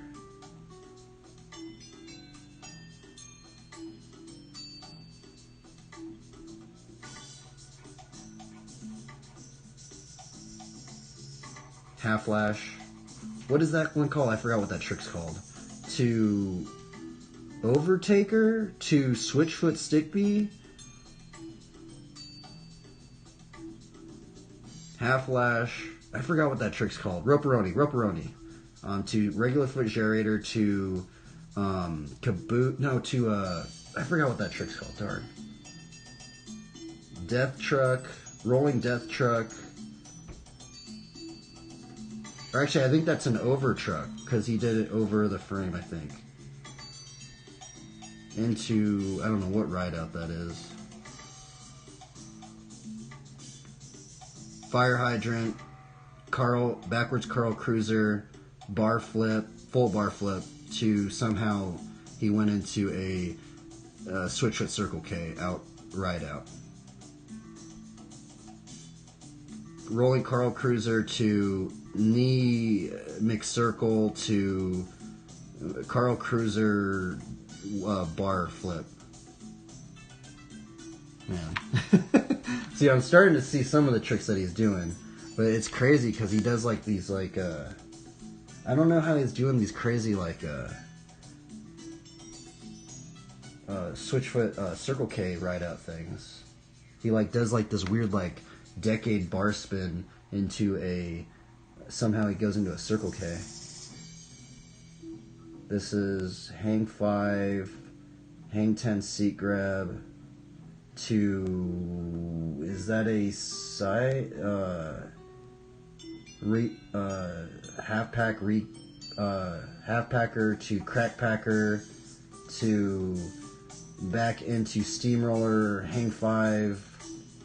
Oh my goodness, that is hang 5, hang 10 seat grab to half packer to half packer rebate to crack packer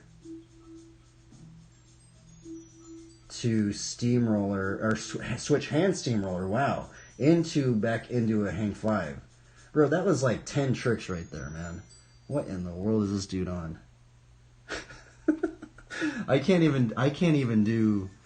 only do one of those tricks out of all that. Actually, no, I could do two. I could do this, the steamroller. Man, dude, that is gnarly.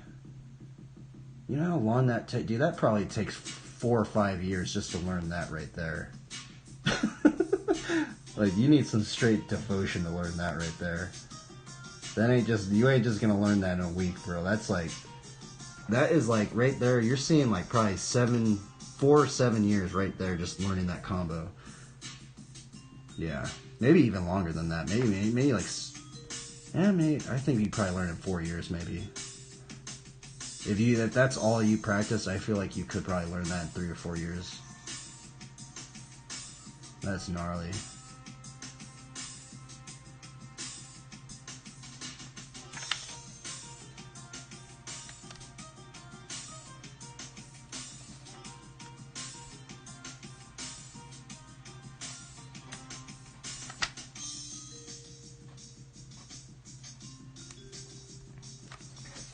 Grab drop peg.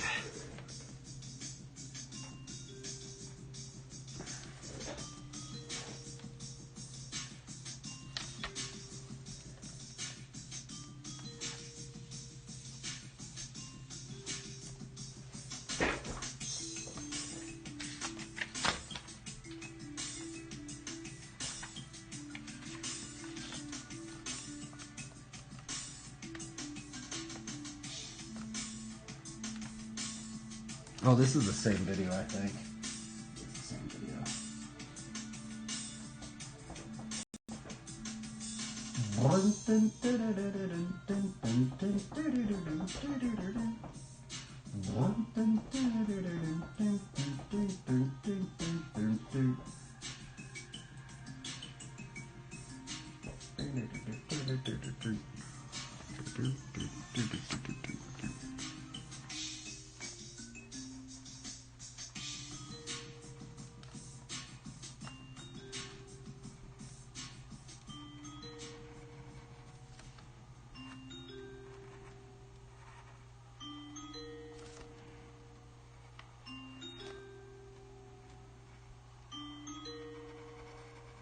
Ah, the wheels are so hard to draw, bro.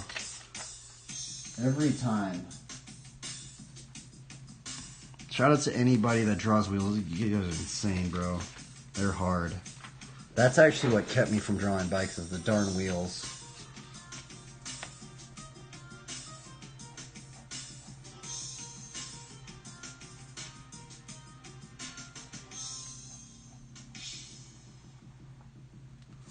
You know what I think I messed up? I think I pushed that too low. I think it's actually supposed to be up a little bit. Because what that's going to be, what, like 75 degree... This looks like it's like 18.5 actually. And look at this standover frame. Oh my goodness, that is ridiculous. Yeah, that's way too high. But I already like drew it in there, so...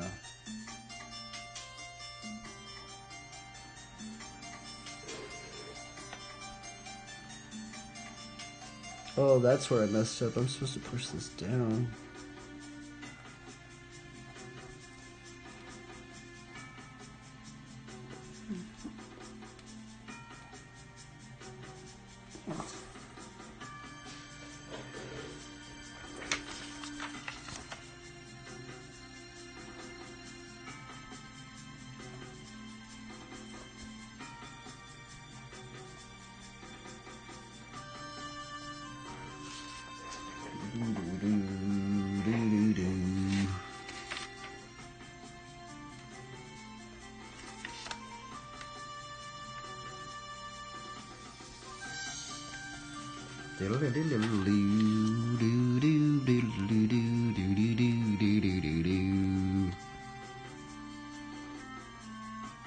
Dude, the music. Oh, darn, I messed that up. Yeah, it's kind of hard for me to like talk and draw sometimes when I'm doing this layer. I have to focus.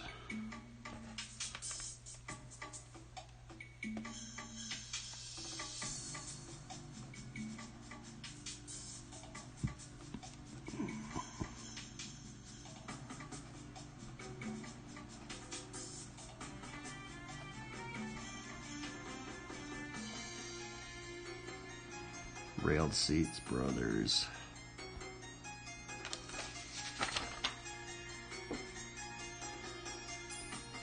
That's a pretty good seat right there. That reminds me of like an old like...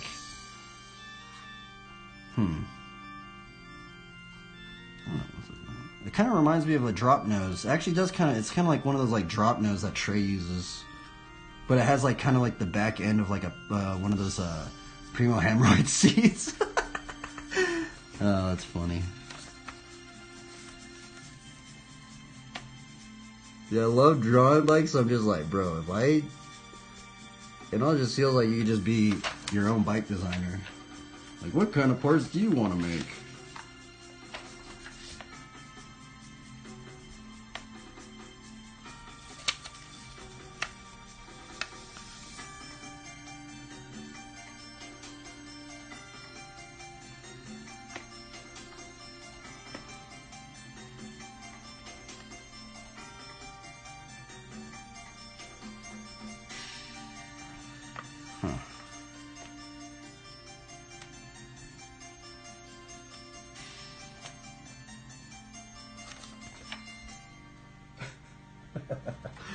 Oh, man.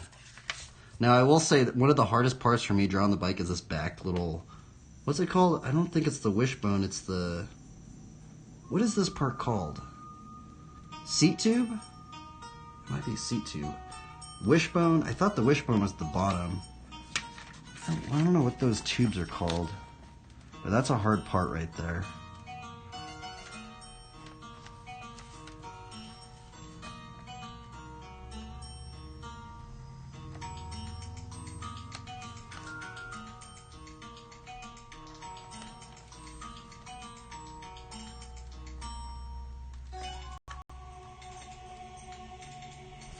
Chain on it. Who are we watching here? Who is that? Dude, I've been wanting... Look at that trick right there. See that? That's going to be learned one day. That's a hitchhiker no-hander. Let's watch that again. That's a... I don't see too many people doing that trick. I want to learn it, though. Where is it?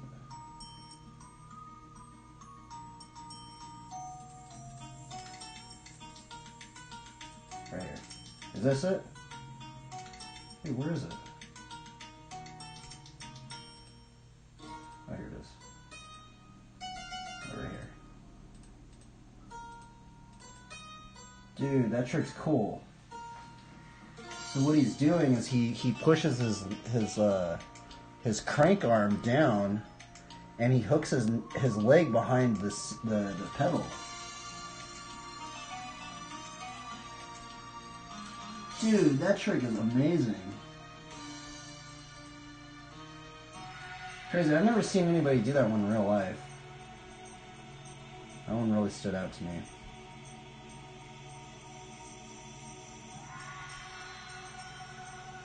That seems like he's using that titanium stuff. Yeah, he's running that titanium. He's running a titanium fork bar combo, which is basically what? That's like, how much is that? That's, the forks are $400. The bars are $300. That's $700 right there, just for a fork and bar combo right there that he's using. That is insane. I don't think I'm ever going to be able to get the tie stuff, but that stuff is really gnarly.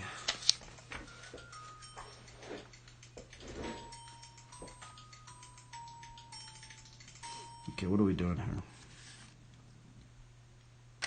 We drew the bicycle, we drew the character. Now we get to put the Bible verse in here, which I know it seems weird, but it does kind of give me... was kind of the format that I did. Armor of God, helmet of salvation, breastplate of righteousness, boots of the gospel of peace, we put a peace sign, belt of truth, sword of the Spirit, which is the word of God, and shield of faith, by which we can extinguish all the flaming darts of the evil one. So we're going to probably put an Ephesians 6 verse.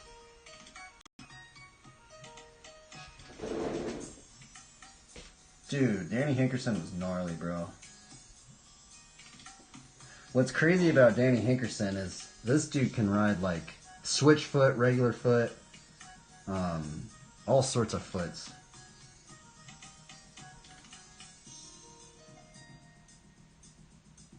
What up, Creative Fit? What up, dude? Yeah, still going today. Hey, I actually got some new goodies. I don't know if I'm ever gonna really. I kind of don't want to use them, but we did. Because you know how I use the normal pen. Where is that pen? Because normally I use these Walmart pens, right? These Walmart pens.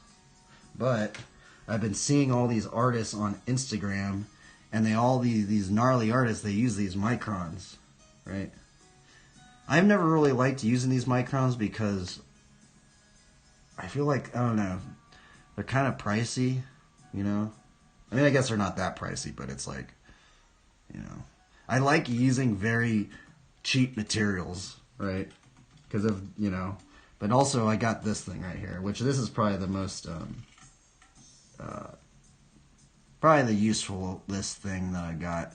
It's like this little eraser, an exact eraser, which I feel like if you get into drawing, this is actually, I've never used one of these things. I saw it at Michael's and I was like, bro, I'm gonna get one. It's this Mono Zero, I think it was like $10 or something like that, but really legit, dude. I actually used it up in here. You could exacto the tips if you want to customize it. Oh, interesting, huh? Yeah, I've been kind of wanting to maybe get back into inking, but dude, it's like, I have to be very, very careful to get into inking. Because, dude, there have been some streams where I literally was inking it out, and it just like something happened, bro. And it just like bled. I sneezed or something, and and then just like, oh, dude, it's just brutal.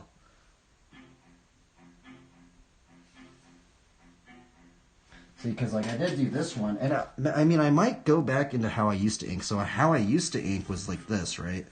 Like here's an example. See, I would do the underlayer like this, right? And then what I would do is I would use the lightbox layer and then lightbox on top of it, and then just go into it like that. The only reason I stopped inking this way is because people started thinking I just print them out. And that's actually what got me into doing this weird green layer right here. It sounds ridiculous, right? Because people started thinking I was inking these things out. I mean, I'm not inking, printing them out. I'm like, are you kidding me, bro? You think I printed that thing out, bro? I straight up drew every single one of those lines. And some people were like, dude, did you print that out? I'm like, no, dude, I straight up inked that thing out. And so that's when I started just drawing like this, because I was like, okay, now we have all of the layers showing. So that's actually one of the reasons why I started drawing like this.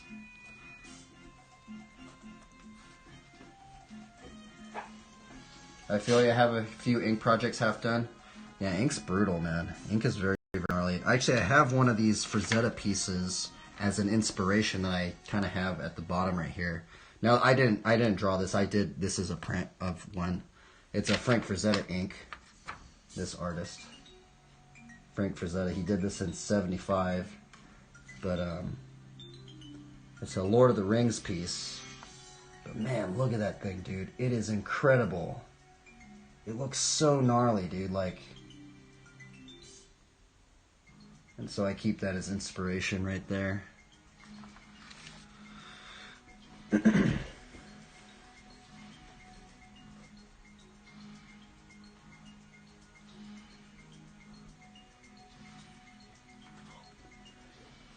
For sure. I'm gonna write a verse up in here though, so let's see. What verse are we gonna put in here? We're gonna put in Ephesians 6, probably Ephesians 6, 13 or something. Let's see here. Ephesians 6:13.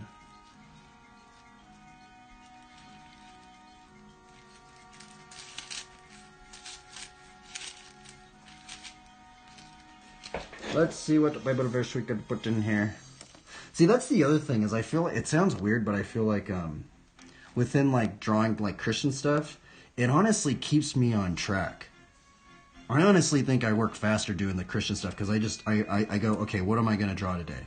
I don't know what I'm going to draw today. Boom, I just start drawing, okay, the armor of God. Boom, what verse can I put in there? Boom, armor of God. Whereas like before, when I would just draw some random character, I was just like, is this a mage? Is this a rogue? Is this a...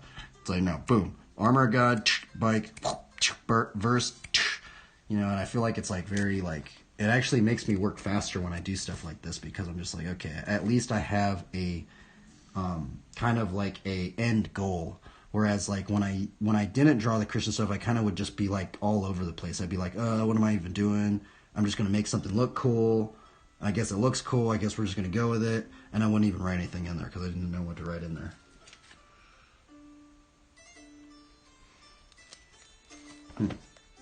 I think we're going to do... We're going to do this one. I always do that one.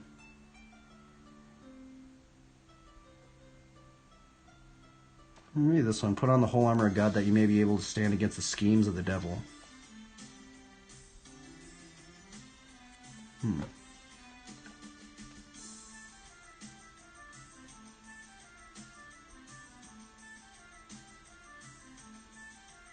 going to do this one. Actually, I think we're going to do this one. Put on the whole armor of God that you may be able to stand against the schemes of the devil. It's kind of weird. What schemes is the devil even doing? That's kind of... I mean, I've underlined that, but now I think about it. That's actually a very strange question now I think about it. What are the schemes of the devil?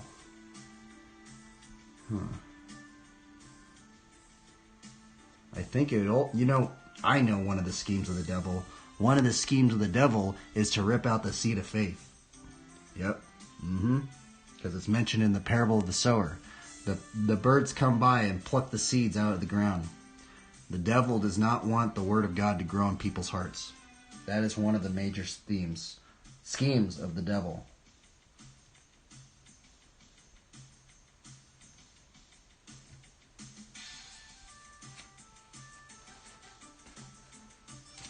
Dude, this rider's gnarly. Danny Hinkerson's really crazy. Man, there's this old Danny Hinkerson video. I can't find it, but he actually went to the state that I live in, and he just destroyed everything, bro. He just straight up just like came, he left, he just boom, he just basically was just like an asteroid in the state that I live in. Just boom, just all of this NBD stuff. Just like, it was like crazy, man. I'm like, what in the world, bro? Shout out to Danny Hankerson. This dude's crazy. I wonder if he still rides. I don't know.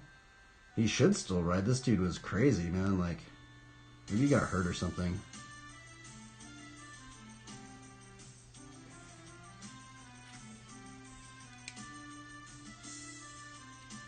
Okay, let's write this verse in here.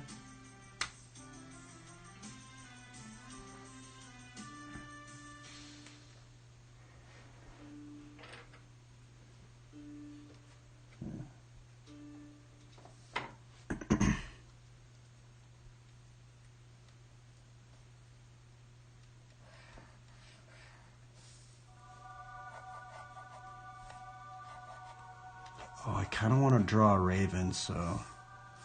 Oh, I forgot. I was going to try and draw a raven. Darn it. Huh. Fudge. I mean, I guess I could... Let's see. I guess that verse is kind of small. Maybe we'll just write it very, very small. And we'll try and draw a raven or something.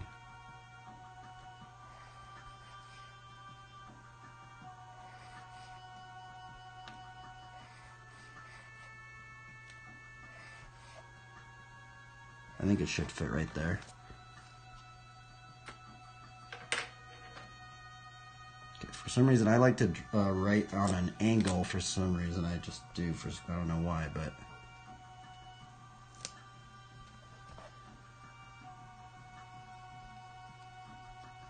Is this not zooming in? Why is this not zooming in?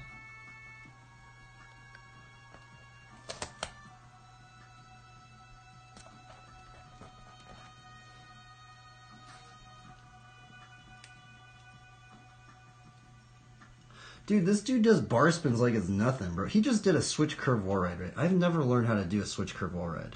What in the world, bro? What in the world, bro? That dude just did that switch in regular. You know how hard that is to do? Man, dude. I feel like, dude, if this video were to come out today, like, people would still be tripping out, bro. He literally just, oh my goodness, I can't even believe he did that, right? I totally forgot he did that. He did a switch curve wall ride, regular whip, and then he did that to like a regular switch curve wall ride or something. That was gnarly, bro.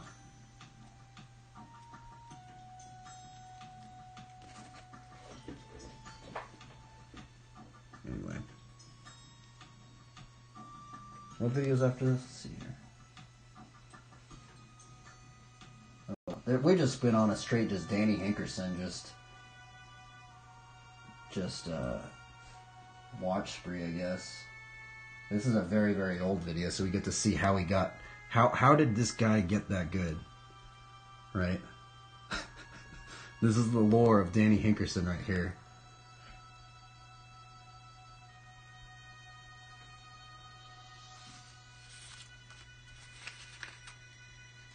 That. What's up, dude? Dude, look at this bike ride right here. This guy is really, really gnarly. You know what's really weird watching this? It's strange because Danny Hankerson used to ride really little bars. I'm really wondering if those little bars really affected his bike riding because, like, look at that. Every single one of his edits, he's running these really, really small bars. And I'm just wondering, did that affect some sort of thing about his riding? Or how did he get so, like, I don't know.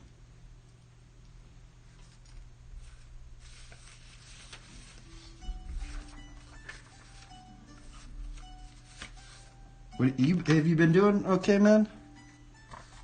How you doing, bro? Hope you're doing better, bro.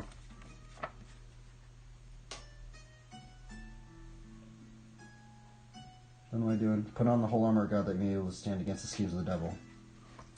Ephesians 6:11.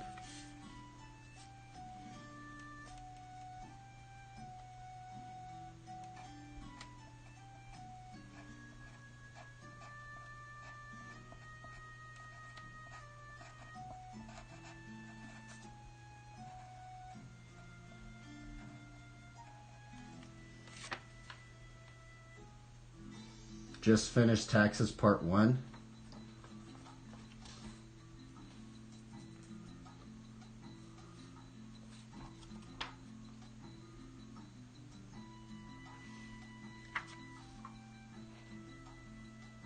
Still have some accounting stuff to get through. My friend's mom was an accountant. They used to make bank, man.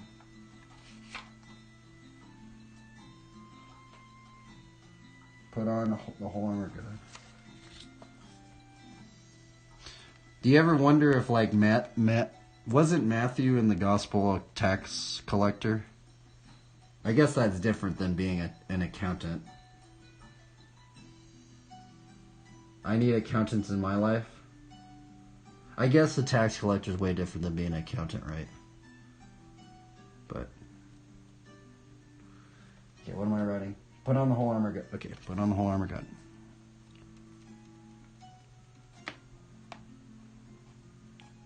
Put on the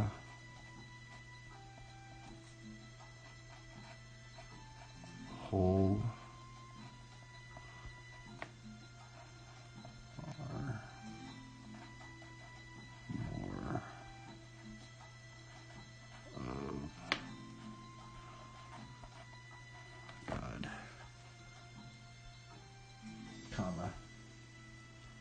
comma, that you may be able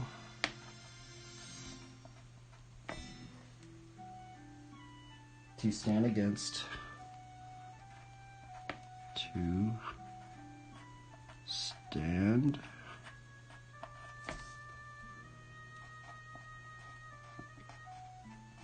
against. Did I spell that wrong? Nope. The schemes of the devil. The ski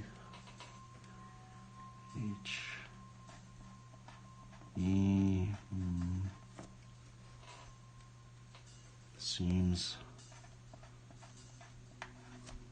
of the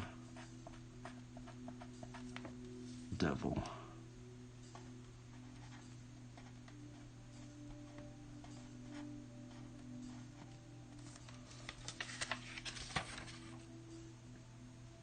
I'm gonna underline that one. Where's that? I guess we'll just underline it like this.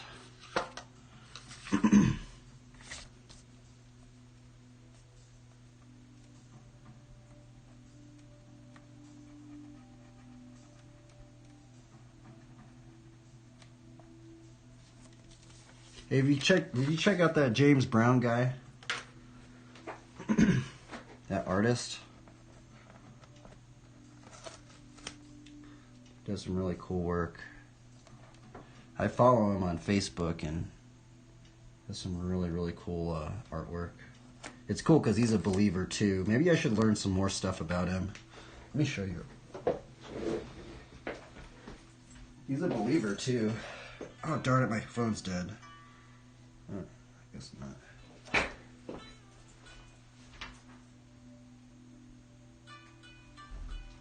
If you look on his Facebook, let me put his name in here. I think his name's James Brown Art.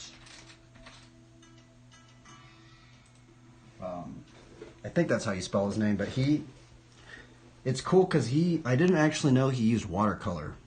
And he does he's been doing these really, really little paintings. It's probably small. It's probably like, he probably paints a picture like that much.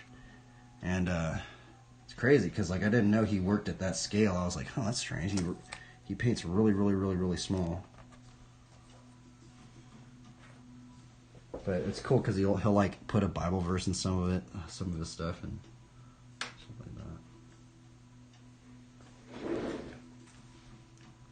I kind of want to put another verse in here. don't know, should I do a Raven? I don't think I'm going to do a Raven. I think we're going to just put another verse in there. Try to put a Proverbs verse or something.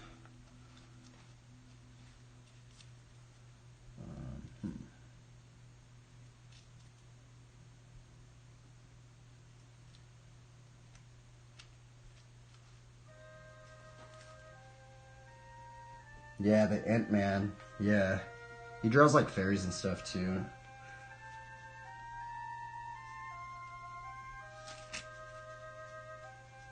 I'm trying to see what other...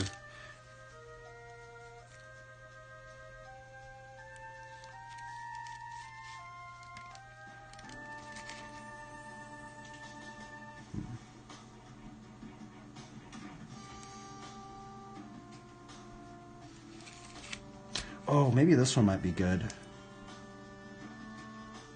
Whoever is slow to anger has great understanding, but he who has a hasty temper exalts folly.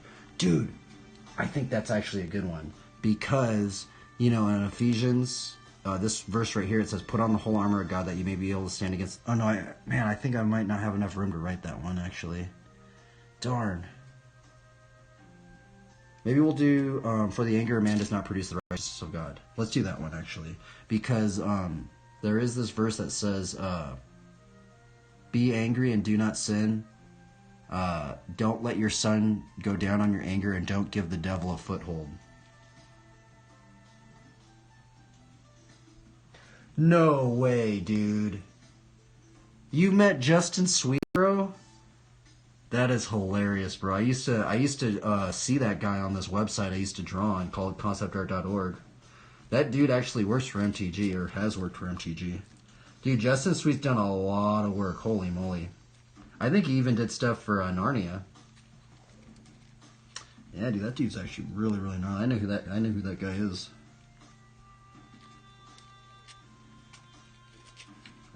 What verse? Oh yeah, James. For the anger of man does not produce the righteousness of God.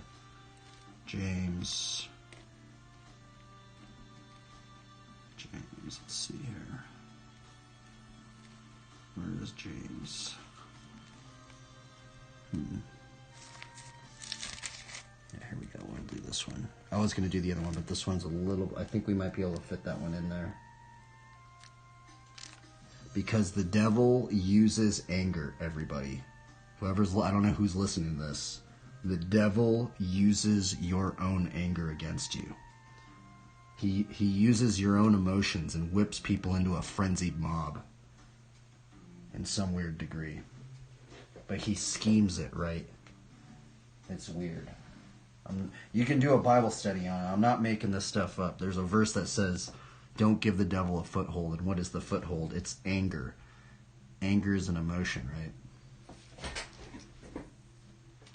Let's see here. Where is that pencil? Man, I always lose all this stuff.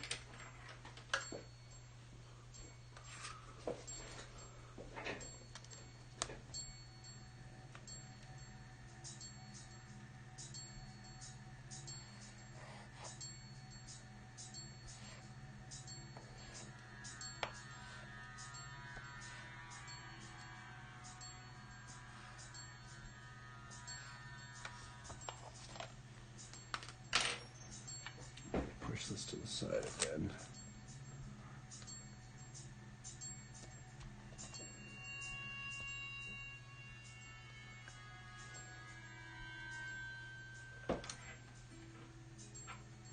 Dude, that trick was crazy, bro. That dude just did a backwards ice pick. I honestly have not seen a single other person do that trick right there. Maybe I have. No, maybe Taj has done one, but man, dude.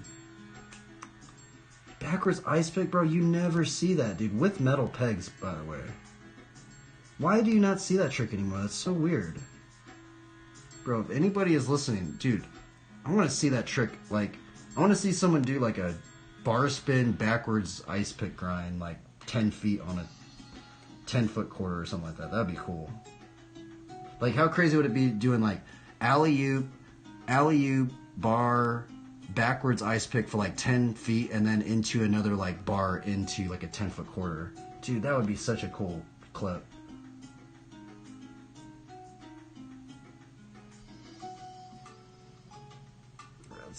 artist. Back. Dude, I've heard about Justin Sweet a lot. He used to be on the same site that I used to draw on. If you bring up conceptart.org to him, he'll know what it is. He's also done work for MTG. I actually think he's done work for Narnia, too. Yeah, Justin Sweet's done a lot of work for a lot of companies. That dude knows a lot, bro. I know what technique he's using for his paintings, too. He does the burnt umber technique for his paintings.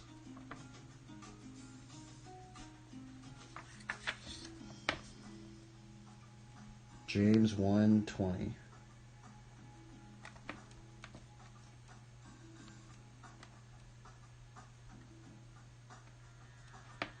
Oops.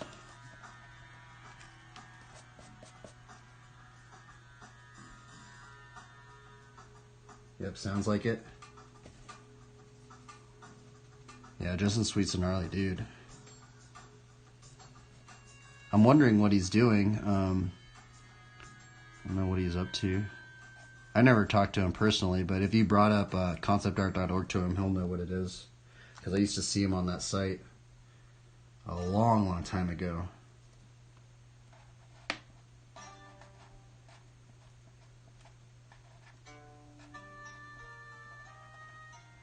It's crazy. I actually think I have some of his MTG cards. Kind of funny.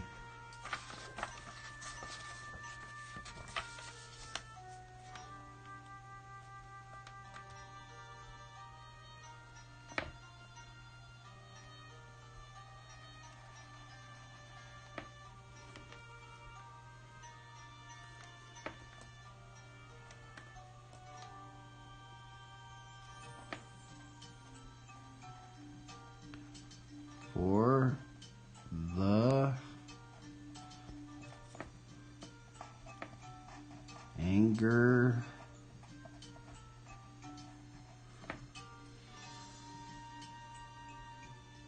yeah, I need to text him some link tomorrow. Got to finish up some website stuff first.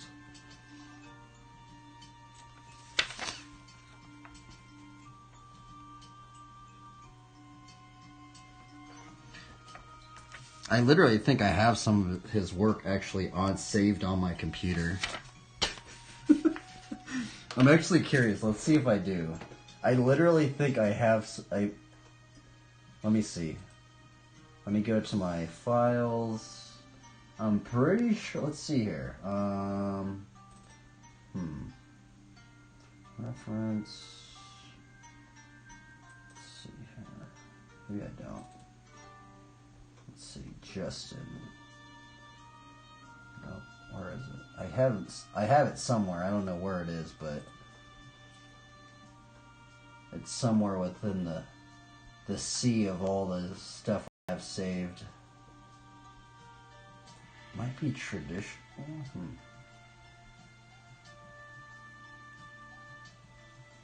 Model sheets, traditional artists. Was it traditional artists? Maybe. Oh, huh. I thought I had some of this stuff saved.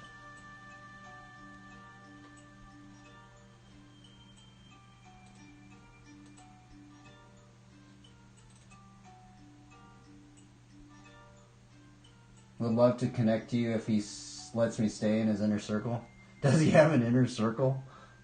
He knows a lot of people. So the other thing is that dude used to work for this company called I'm pretty sure he used to work for this company called Massive Black. It was this conceptart.org company. And they used to do like they used to do like concept art for movies and stuff like that.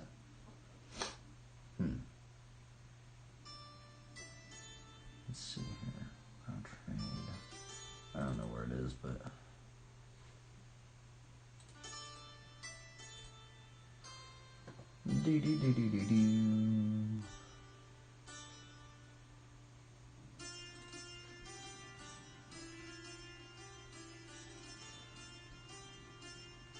Oh, here it is. I found it.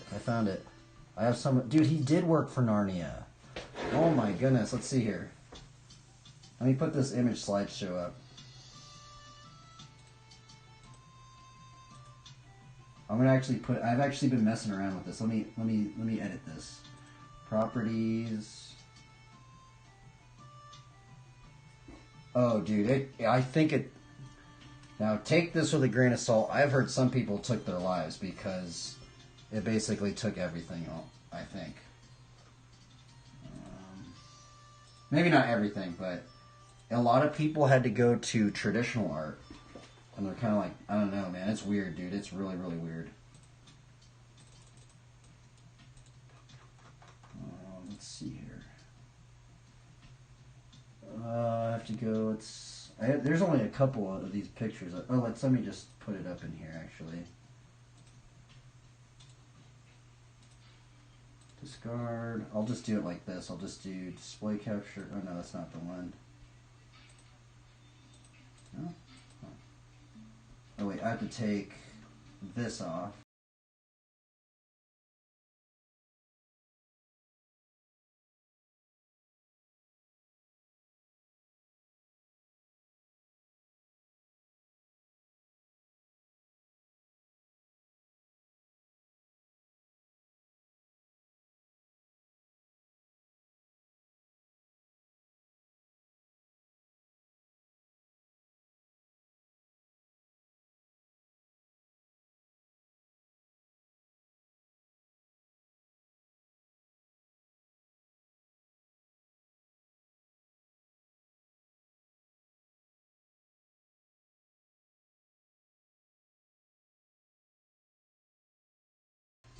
Oh, I guess I can't have it both. Let me actually put it like this.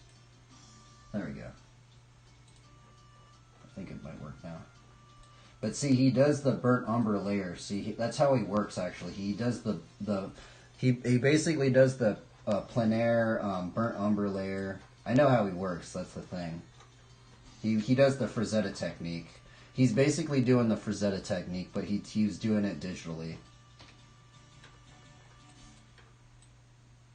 So this guy was, I'm pretty sure he's also inspired by this dude Jamie Jones as well. Really cool. Yeah, look at that. I'm pretty sure that's from Narnia right there. Dude, that's so weird, huh? Wow. Dude, I like the centaur. Bro, I haven't drawn a centaur in so long. Yep. It's cool.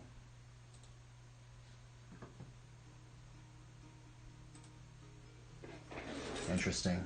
Yeah, I'm actually curious what he thinks about the whole AI thing right now because I'm pretty sure he's if I have a guesstimation, he's probably going to oil paint. If I have a big guesstimation, I'm pretty sure he's probably going pretty heavy into traditional art. Yeah, he's actually done this card too. He's done like he did a centaur card, I think. I think he did possess. Yeah, let's see. Okay, let me write this. For the anger of man.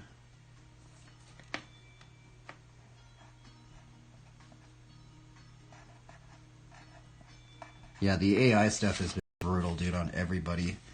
Or maybe not most. Well, mostly it's been the digital artists that have been getting affected the most. Honestly, it's actually the writers, bro. Because I know, like, the drawing and stuff has gotten... But the thing is that writers... I heard that writers got it affected the most because, you know, not many people write books anymore just by hand. Well, some of them do, maybe. You know, I don't even have a book written by hand. But so many people type, right, on the thing. So, and the thing about, like, a lot of art, we still do, like, traditional art, right? We still draw on paper. We still paint traditionally.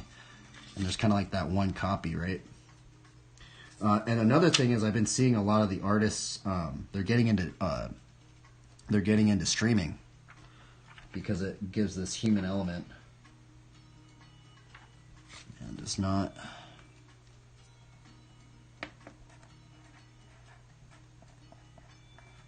Does not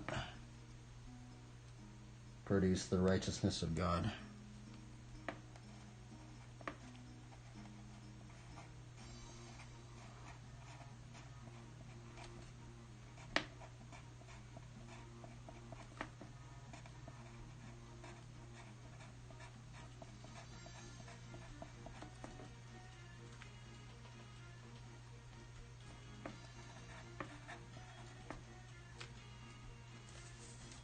Oh man, I have to rewrite that. I kind of like angled it down a little bit.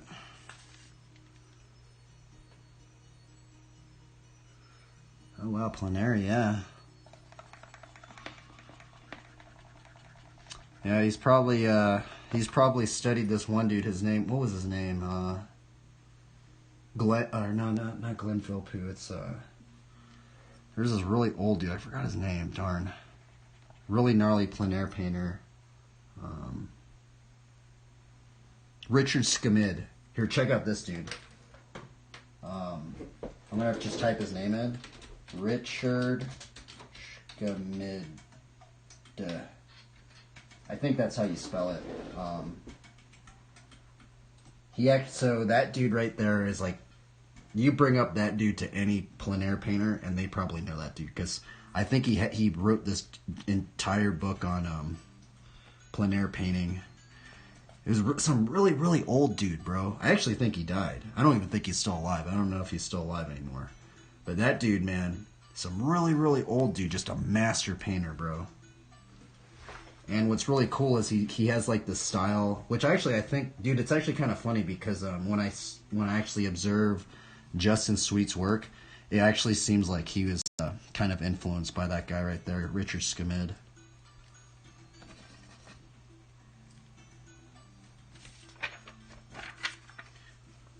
Produce the righteousness of God.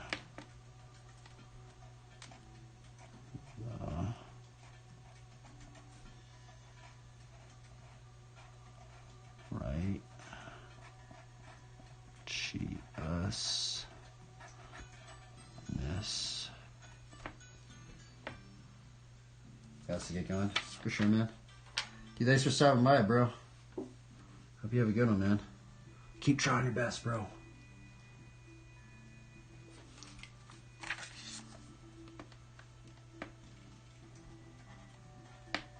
I can't believe I'm not even tired right now.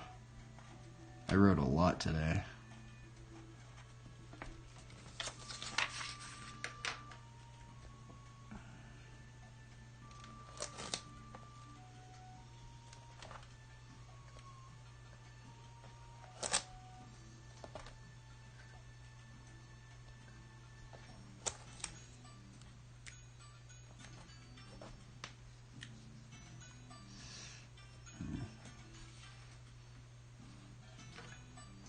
Do do do do do do do do do do do do do do do.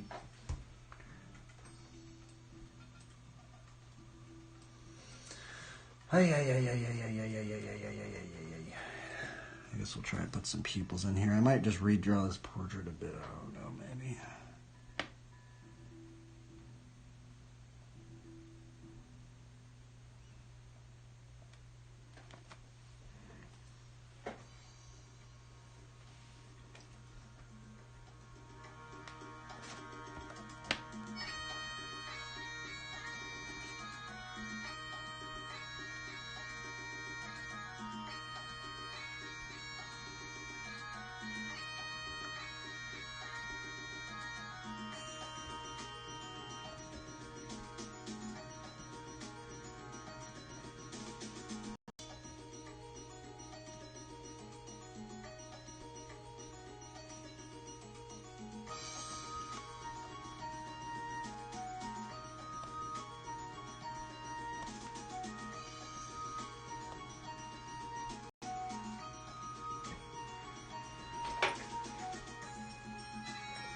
Okay, we're watching the same stuff. Let me put it on something else.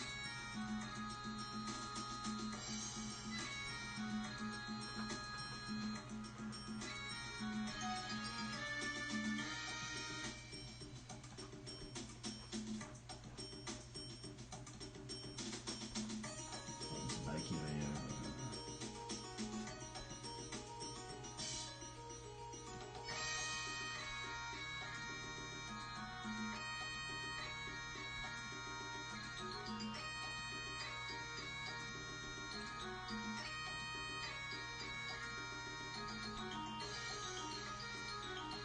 I love this video. I think I watched this video a lot right here. If it's this one I'm thinking about. Yeah, it is.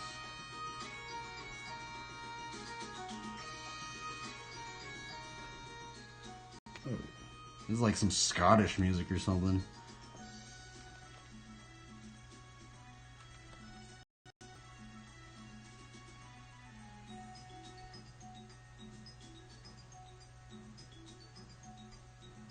Holy moly, bro, this stream has been long. Dude, I need to get out of here pretty soon. What, everybody? Holy, I gotta, dude, oh my goodness, what am I doing? I totally, like, lost time. I lost track of time, everybody. Oh my goodness. I'm gonna shout out to this company. The only company that's ever hooked it up, so thank you, Robert Morales. I'll look at your egg up in here. Sometimes I wonder, out of all the companies, this is the only company that's ever hooked it up.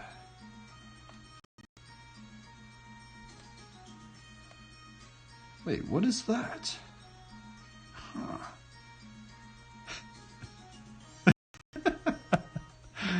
Oh, that's funny. That is funny.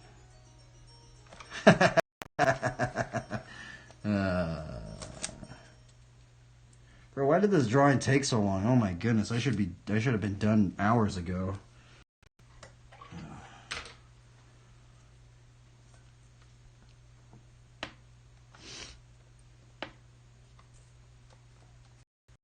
Let's just put our signature right up in here somewhere.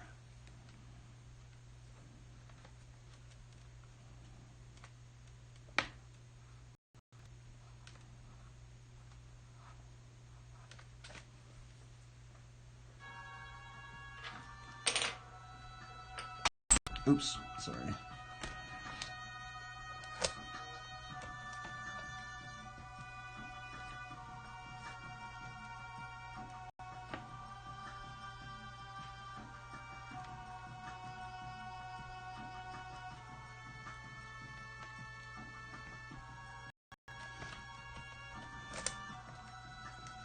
I'm gonna put a fish sign up here.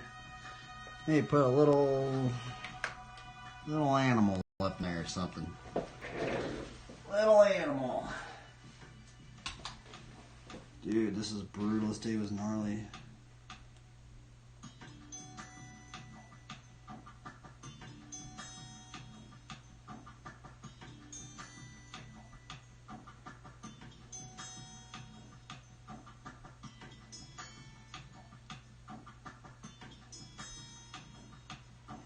Do do do do.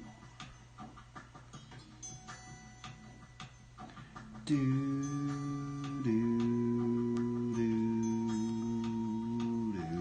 do. Oh, maybe I shouldn't put a little animal up in there. I don't think I have enough. I could put a little animal right now. Should I do one right there? I think it's gonna be weird right next to the sword.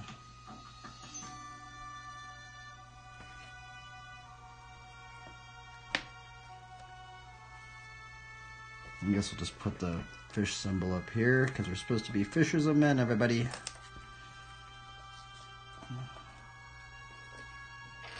Let us become fishers of men when we follow the Lord Jesus Christ.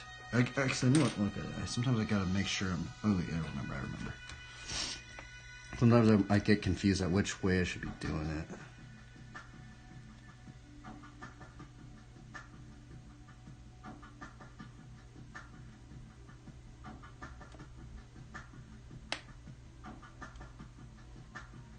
There we go.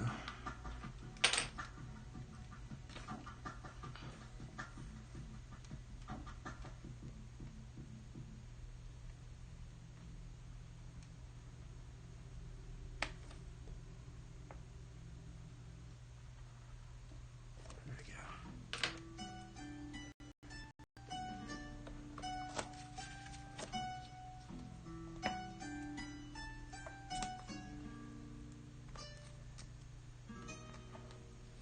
Do do do do.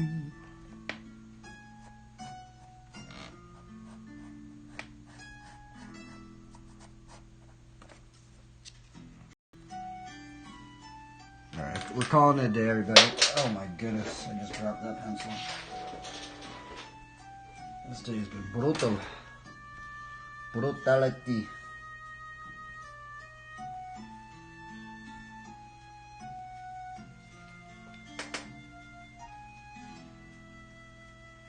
Should I add anything else in here? I mean, let me just clean it up a little bit.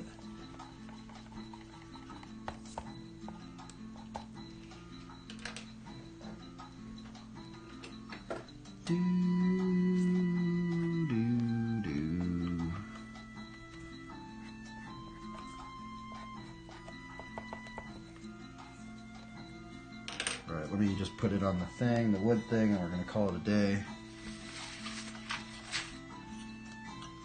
For some reason, this one took an extreme amount of time, I think. At least we didn't ink it out. I feel like I would have gotten so frustrated if I inked it out. So.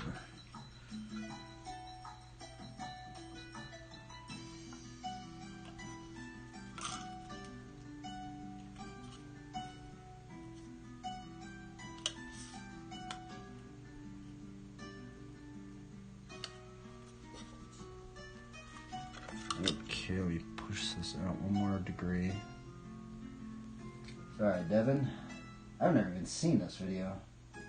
What in the world?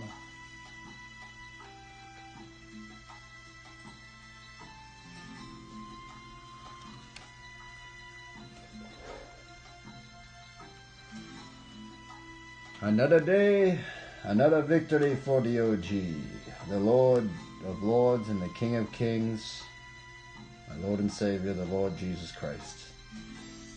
And we tried to add in some... Now, I know I've done so many nights and stuff like this, but... Got some close-ups up in here. These are the verses we put in here. Ephesians 6:11. Put on the whole armor of God that you may be able to stand against the schemes of the devil. And then James 1:20. For the anger of man does not produce the righteousness of God. There is something about the devil using our anger as a foothold. BMX bike. There's the shield of faith by which we can extinguish all the flaming darts that you want. Maybe I'll put the flaming darts a little bit in here.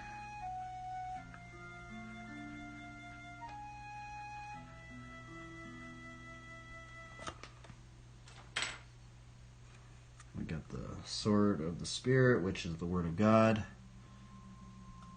We put a heart because we're supposed to love our enemies. But we also have to show meekness, and within the meekness I feel like it's like controlled strength. So it's not like I feel like we're full on pushovers. We should be adorning ourselves with the armor of God. But also we are to love our enemies, and we should do that. Are you still in here? What in the world? Yeah, I'm just getting the thumbnail.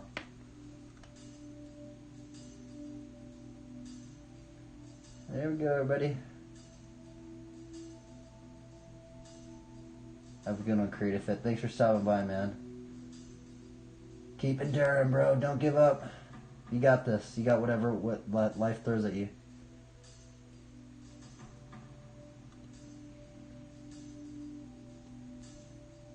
Peace out, guys. Have a good one. Glory be to God. Glory be to the Lord of Lords and King of Kings, the Lord Jesus Christ.